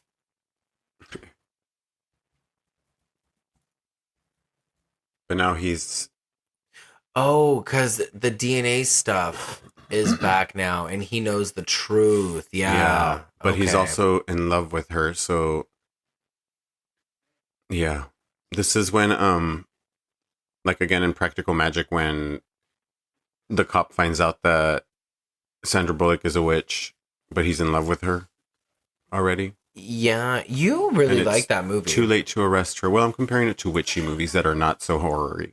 Because this is just, like, not. You're actually really appropriate to do that because, again, this is not a horror movie. No, it's more love than... And it's, like, more like psychotic love. This bitch is killing men for love. Well, she is a sociopathic, narcissistic serial killer. So that can be scary. Had this been, like, a man killing women, it would have been more, like, fucking intense. But this is, like, a woman's version. And, like, the director said she chose a witch because it portrays the perfect version of a woman with power. Oh, my God, you're right. And that is the platform to use, I guess. That's a different angle that works. When you look at her and her performance, does it read sociopath? Absolutely, yes. It doesn't read just bad acting? No, it reads like something's wrong with this bitch. And I'm telling you, now I'm beginning to think, do these things ever even happen, or is she just making them up in her own head? And now she thinks that she has to go kill men because these witches did potions and told her in her head that she has to go kill a man to be loved. Yeah. Have you ever been called a sociopath? Never. Ever? I don't think so. No. Never. Ever in my life. Why would I be you ever called a been sociopath? called a witch? Yes. Are you a good witch or a bad witch? Until you cross me. Oh. So wait, you're both? Until you cross me. I'm just kidding. You'll never get enough love. You'll never get enough love. Oh my God, it's like Fantasy Island. Oh gosh. You're like a bottomless hole. Oh, Jeez. he refers to her as her Stepford wife. That's another good comparison as far as like the filming goes and the way that this movie looks. And that was another comment that people made in reviews that I was reading about this, that people are saying like, oh, it's got that look. It's got that look of the 1960s television show. And like, it looks like I'm watching a movie that was made like years and years ago, but it was made yesterday type of thing. And that's where a lot of the appreciation is coming from. And I'll agree on that. Yeah. He just told her that he does not love her. Ooh. Yeah, that her spell didn't work on him. And she's like, how dare you pretend that you're not affected by love when you know exactly that women scare you. So you are affected by love. She's not wrong. She's but super smart. It's so weird though, because this is where I got confused the first time. Like she wants these men to fall in love with her and be so in love with her, but then when they get obsessed with her, she doesn't want that anymore. And then the first guy that doesn't fall in love with her, she's mad at. Yeah. Like, what is it? Like, it's kind of an oxymoron, right? Well, like, that's exactly what happens, though. So when you're not getting the attention from the person that you're seeking attention from, this is like so high school. You turn on them and you become like this little stubborn bitch that is now an attention whore, right? Like trying to just get attention from. yeah, and he's apologizing. Yeah. Interesting. It won't work this time, he says. No, you're not. I'm a witch. Oh, and then he's going to arrest her for, I think the murder, right? The murder of Wayne. Yeah, and she's like telling him for what? For seducing a married man, for, something, marrying a lawyer. Yeah. Like, what exactly has she done wrong in her head? Oh, he's going to arrest her for burying Wayne Peters illegally. Oh, no. And then everyone hears. Yeah, there's this waitress that's just overhearing the conversation, and she starts pointing fingers like, she's the one that killed the teacher. She's a witch. Burn her. So they come in, they grab her, like all the town folk come and grab her. And they start dragging her out because they really want to burn the witch. But this cop that doesn't love her goes and fucks everybody up and grabs her and rescues her, takes her out of the bar. Which begs the question, does he love her? I know. Does he actually love her? Because he's saving her right now from this crowd of crazy people and who are... See this right here? These men are taking off their damn pants like they're going to rape her in front of the townsfolk, and everybody's okay with that? Well, that's probably where it was about to go. Part of the problem. I'm sure that's kind of the stuff that happened back then. Those guys are taking advantage of the system because they're saying burn the witch, and these guys are getting ready to rape her. Well, like, the it's an Salem excuse. witch trials were a very scary, tumultuous, fucked up time. You know what I mean? I'm sure that a lot of that shit probably resulted in rape. I'm sure a lot of those girls were abused. I'm sure there's a lot of stuff that happened that either it like is just skated over or like we just don't really know about. You know what I mean? Yeah. And we have a break. 5, 4, 3, 2, 1. All right, and we're back at Elaine's love pad, and Griff is looking sexy on the bed as she provides him with a little goblet full of what we can only imagine is the love potion, right? AKA pussy juice? Yeah, I guess so. Yeah, so now she's just making him feel better because, of course he got punched in the face from the bar fight. Her lips are so pink. Yeah. It's the lip gloss. What? That just sounds so funny coming out of my mouth. Her lips are so pink. So this is my question right here because he is acting so off. Well, right? he's like confused. He's like in love, but like he knows what she's done. Oh, so I guess this is also where I am more confused now as well. So he didn't love her, or he was saying he didn't love her, and now he doesn't need the potion because he throws it out right here. He just threw it out. But he's realizing that he's in love with her. So he submits. He submits and lays himself down on the bed, and this like horrifies her because she's now about to like revolt and be like, oh my God, no, you see the real me. And I thought that right here, she was going to like fade away or like she was going to turn like hideous and ugly. Like 100 years worth of a witch was going to be revealed. That would have been great. That was beautiful the way you just said that. But but I really love this part of the film. It's probably my favorite segment of like imagery as she's backing away from him and like putting her hands up. Kind of like a vampire to the sun. Yeah, or like to like a big piece of garlic or like a cross or something. And then you see the skull. Like that right there is so fucking cool. Oh. And that is at the 1 hour and 54-minute mark. It is so fucking cool.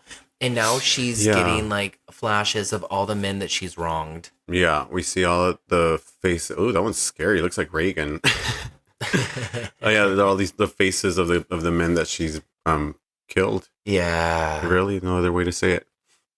And it's weird because he doesn't need the love potion. Like, he realizes in this moment that he does love her. He sits himself back on the bed and is about to submit to her, or is submitting to her. And this is all she's ever wanted, right? Like, this is what she's quested for this entire movie. Like, and as far as we know, before this movie. And this is why Richard, quote unquote, left her. Or is that who it was? Jerry. This is why Jerry left her. Yes. And then she fucking stabs him. Right here. She fucking stabs him to death in the chest. And this is pretty gory. Like, she stabs him to death. The reaction in her face is like... Well, this goes back to the sociopathic shit, because... And this is where I was going with it earlier, where I was like... And you started piggybacking off of it, too. Like, is this all in her head?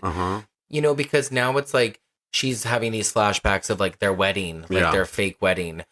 And... But... She painted this. Yeah. Everything that she just did, she had already painted as well. So right now, her stabbing him on the bed, that had already been painted, right? Yeah. She just stared at it while she was stabbing at him. Yeah. But she wanted this the whole time, and then when the man didn't need the potion and actually realized he loved her, she killed him anyway. Yeah. So will she ever be happy whether the love is paid for or not, you know? I don't know. And this is, I believe, where it ends. At least we get to see Robin Williams one more time. Galloping into scene. So cool. Yeah, we're ending on the Renaissance Fair. It's of these two with their fake wedding, getting on a horse. Yeah, so he's dead. So she's pretty much having this vision by herself. Who knows why? Yeah, why this is happening. I'm not entirely sure what the ending means. Yeah. I mean, she's imagining that they're... Horse who's clumping lightly. That maybe this, in her imagination, this is real. Like, this is what actually happened. Dead Greg is really good, though. Oh, yeah. He scares me. Yeah, the ending is... That's pretty scary. A little off-putting. I love the juxtaposition between the painting and the death itself. Weren't we just there this morning? I feel like so. Oh, the way the Jester's crying. They should make a movie entirely about the Jester's character. Yeah. And he's the real killer? Yeah. The imagery at the end is cool. Yeah, I really like this. I appreciate this happening right now. And this is the end. So she's just smiling because she killed him. Yeah, I guess. But she actually got to marry one of them. Again. Well, in her head. Yeah. I'm not entirely sure. I don't know. What do you think on the Gory Gator? What would you give our girl Jennifer Cooch? I would give it a 3. Honestly? Yeah. You would. I'm not trying to like sway you, but no, you would really I would give it a 3. Okay. Because it's long but long enough. It doesn't enough. It didn't make me turn away from it. Like, not one moment, but I wouldn't watch it again. Oh my God, I will never watch this again. Yeah. So it's kind of weird. Like, I wouldn't, it's just such a certain, you have to know a certain type of person to recommend this movie even to, because you can't have everybody watch this. This is not for everybody. And if you guys are listening to this or hearing it or even watching it yourselves, watch it. It's a cool movie. It's just too fucking long. You just said it was long enough. It's just too long. It's just too long. I said it's long or too long. Oh, I see. I think I misunderstood. Yeah. Depending on how the person that likes it, because you can actually like this movie and appreciate it and want more of it because of the way that it was filmed and made, and the way it takes you back, like kind of to the era of the 60s is really cool. On a rainy day, I would appreciate this even more. But I feel like watching it, like I cannot watch this movie ever again. Yeah. I feel like you started like to praise it in a way, and then like that went from a 3, like a 3. I started hearing myself more, and I'm like, to a 3. Yeah. I would give this a 2.5. I'm glad I watched it. Never will I watch it again. I enjoyed everything for what I think it was trying to do. I think. But yeah, it just is not up my alley. It's just like an elongated episode of Fairy Tale Theater, but like the episode that I would have skipped over. Oh, look, the original paintings, some of them are by Anna Biller. And let's give a shout out Barry to Morse, Barry Morse, Emily Billivet, the Jester puppet maker. That's really Oh. cool. All right, guys. Well, hey, that is our watch along for The Love Witch. We hope you enjoyed this random last ditch effort at an episode. Yeah. Episode 21, baby. We will be back next week with Lonnie's board pick of what, Alex? The Thing. The Thing. So get your asses in gear and watch that in the meantime. And yeah, we hope you all had a wonderful Valentine's Day. We definitely did. And if you have any reasons to get in touch with us, we're on socials, more specifically Twitter and Instagram at The Gory Gaze. We are on YouTube at The Gory Gaze. You can email us at thegorygaze@gmail.com. I forgot to add that last week. Alex, anything else you want to throw out there? No, not necessarily. Other than that, yes, we're going back to John Carpenter, and that's the board picking again, of course. But he's a grandfather or a godfather of horror, so we cannot escape him. Period. We just have to deal with it and go with it and run with it. We're gonna end up talking about that movie. Like I just said, we're gonna end up talking about whatever's on the board at one point or another. So we're just gonna find a way to fit this into the theme. We're gonna find a way. It's physically only episode 22, and we have hundreds to come. So. I like the enthusiasm. All right, guys, we love you all. Bye. Bye. Happy Valentine. Happy Valentine's Day after. Go get a tattoo together. Yeah. Bye. Bye.